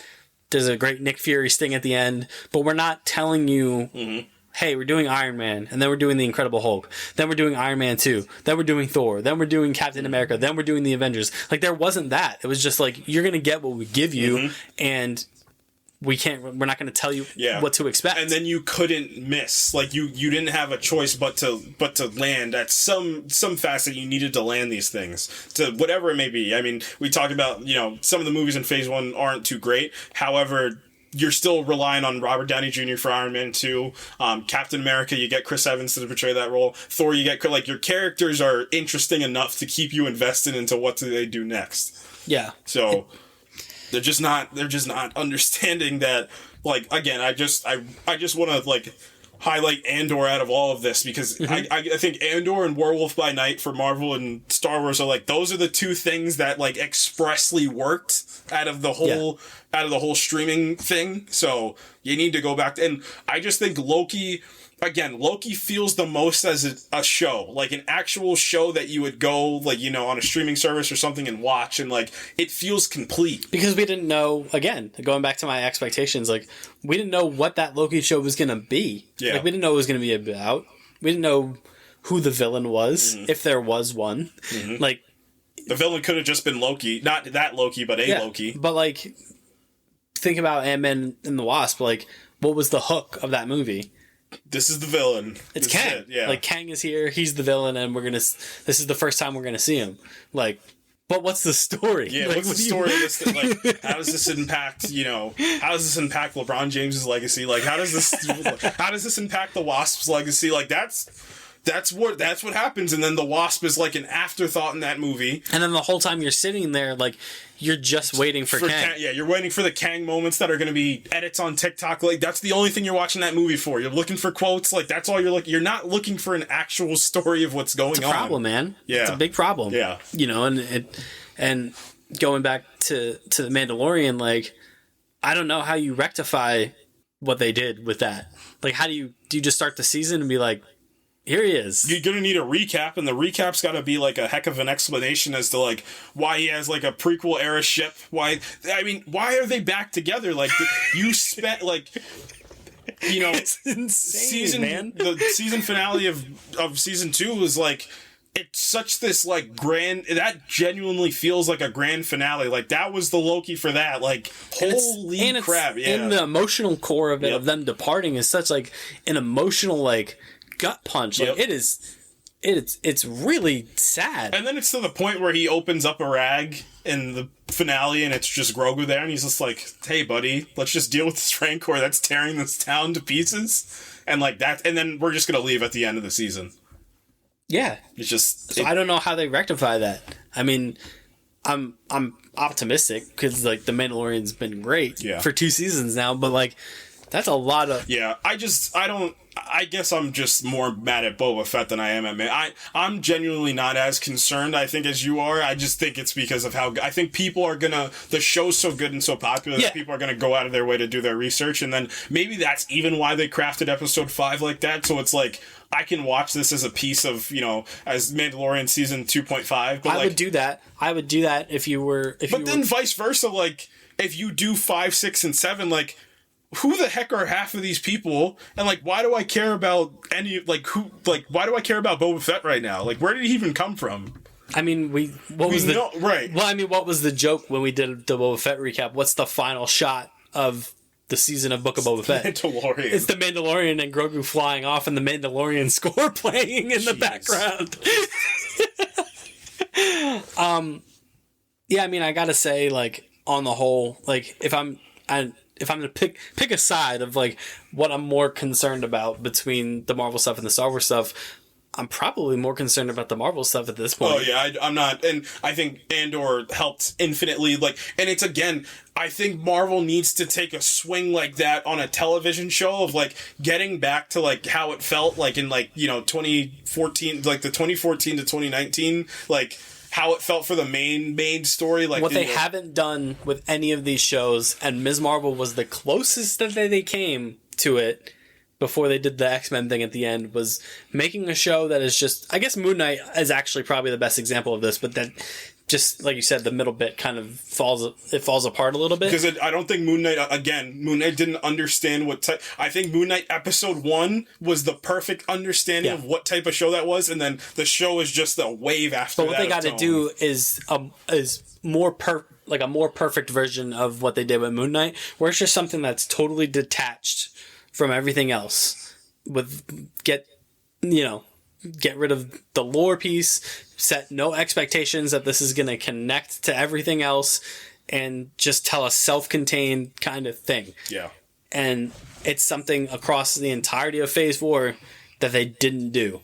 Besides, even Shang-Chi had Wong in it. I think maybe for the movies it's the Eternals, but the Eternals was encompassant on the big thing that happened for the Infinity Saga, so... Yeah. Like, Moon Knight comes the closest to doing that. And if they find a more perfect... Because that's the thing about comics, and the thing that, like, not everything has to connect to everything else. Yeah, like, we talk about it, like, some of my favorite... I think about the Mr. Miracle run, like, I think that might be my favorite comic book of all time.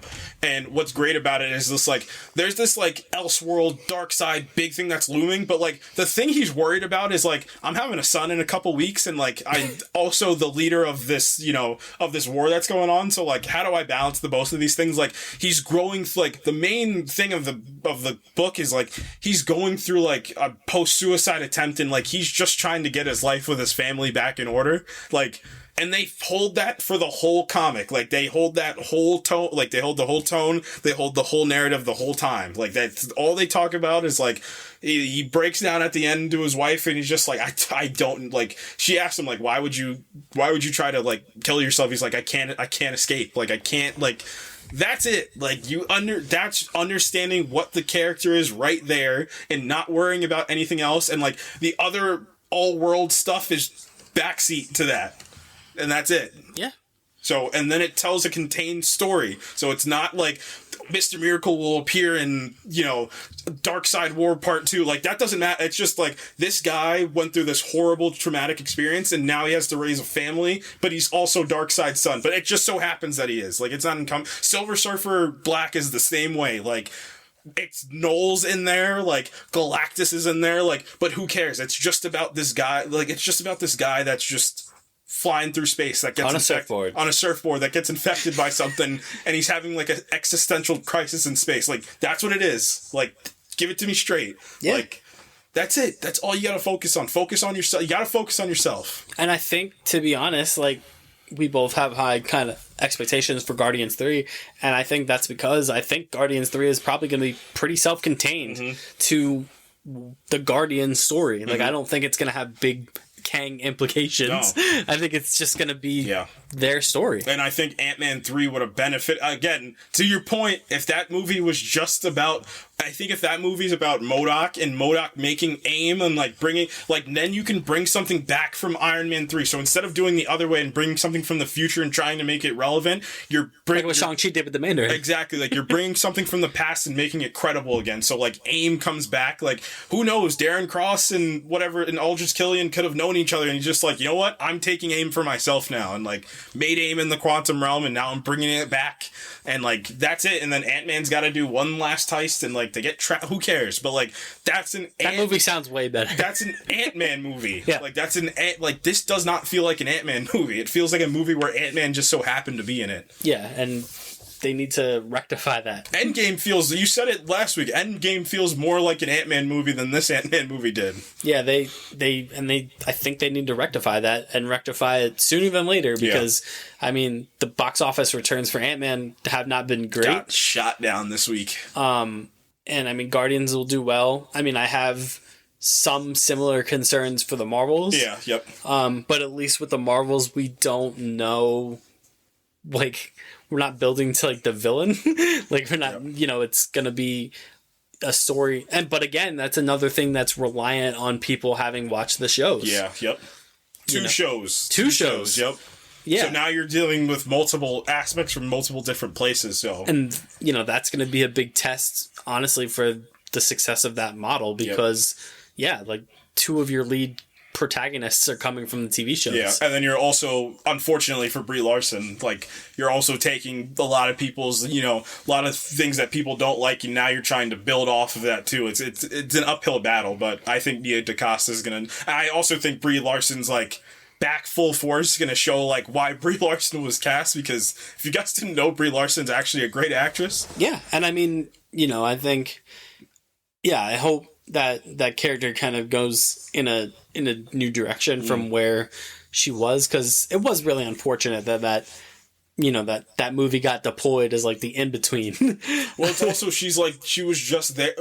What was she? She was what the Phase 4 problem was. She was just there to be there for later. You're Captain Marvel from Marvel Comics. You kept getting told Captain Marvel was coming, she's going to be the most powerful thing, and then she came, and then what happened to her story? Her story's not as interesting, because what was the only thing we were ever told about her? That she was the most powerful thing. So that doesn't make for interesting, like, what threat does anything pose? Like, she was just running through the Kree destroyers like it was nothing. Like, and it took the stakes out of the Captain Marvel movie, because the stinger of Infinity War is Fury calling her, and then the Captain Marvel movie is a prequel, so you're like, she's gonna be fine. Yeah, she'll be fine. There's no stakes here, so, like Fury's also gonna be fine, because we know what happens to him. Like, like, we know she's gonna be in the next Avengers movie. So, like, it's a problem. It's a problem, and it needs to be addressed. Like, not everything, we can't take anything away from what Marvel's done in the last 13 years. like I've said it before, it's arguably the greatest cinematic achievement in movie making. Like, it just is. Like, to put this coherent narrative together across 20 odd movies is 31 movies. It's crazy. It's really crazy, and they need their flowers for that.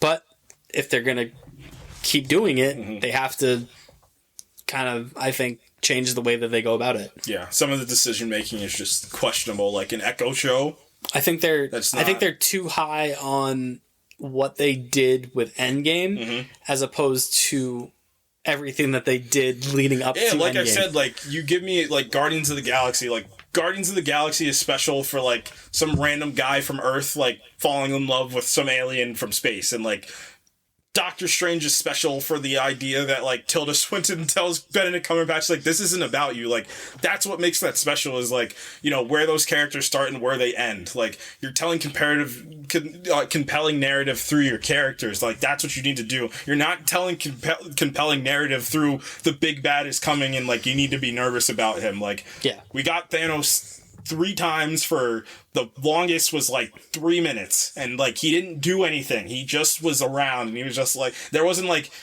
the only time it was like he's coming was like he just grabbed the gauntlet. That was it. Like, Kang is like, and it's to the point like we keep getting told from like Kevin Feige down, like, Kang's coming, this is gonna be incredible, like, this is gonna be like, okay, like, where's Captain America right now?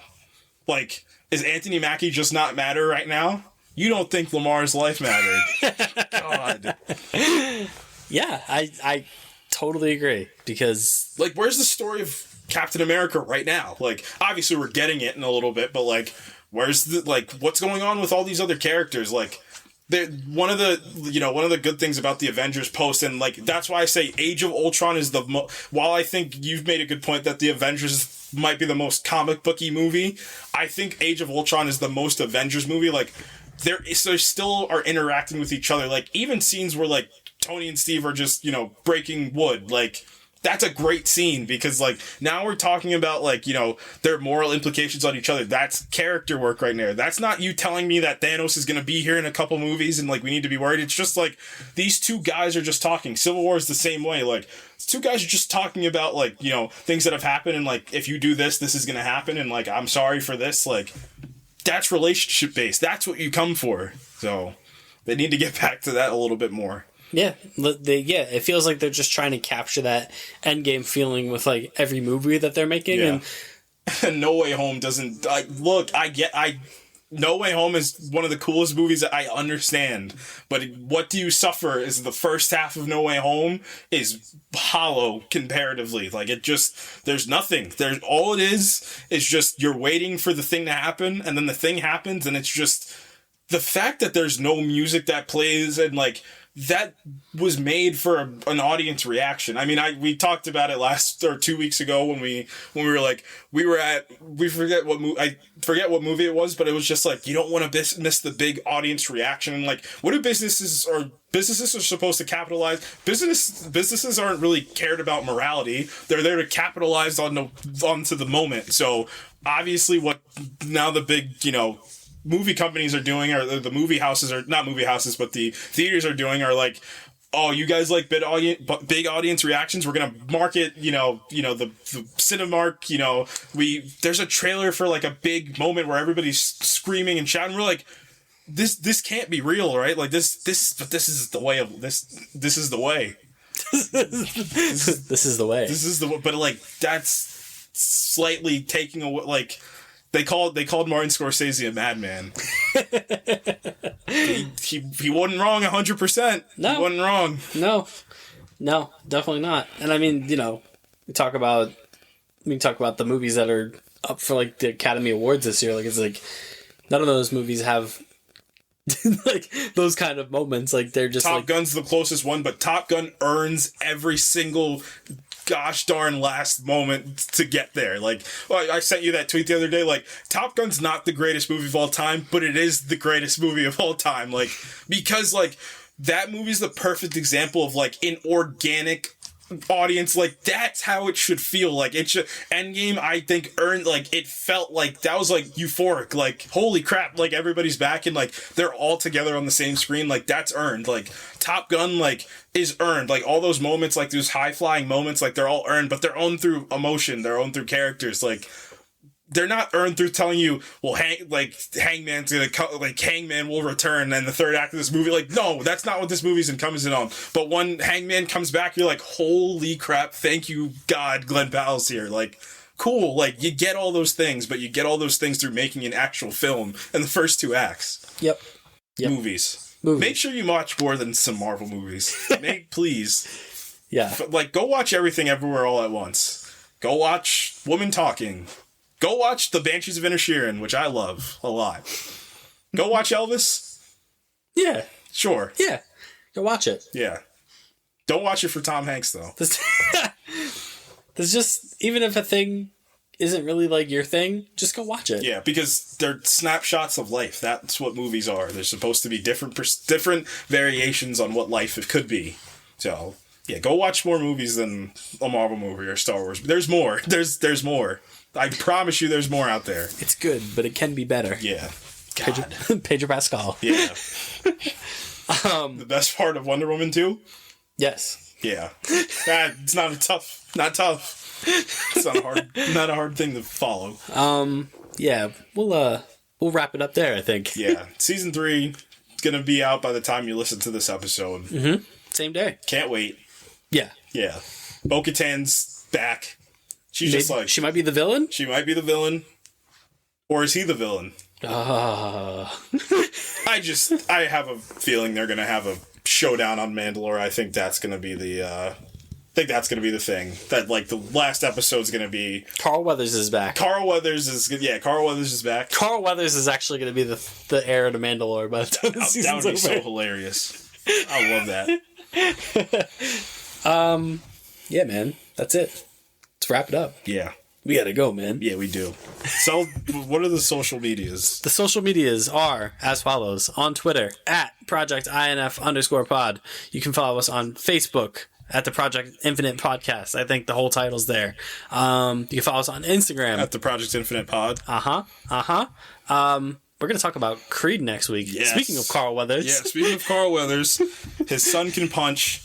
We're going to talk about Creed. Remember how we just had that whole discussion about not looking to the future for things, and being in the moment? And now we're going to talk about how we can't wait for Jonathan Majors to kick the crap out of Michael B. Jordan next week. Michael B. Jordan's directorial debut. Yes. Which is fun. Yeah, that is really fun. I love when these actors step. Usually, they do a really good job. Well, I mean, he inherited it from Sly Stallone, so Sly Stallone kind of forged the path with Rocky, and now, much like Creed followed the path of Rocky Balboa, Michael B. Jordan following the path of Sly Stallone.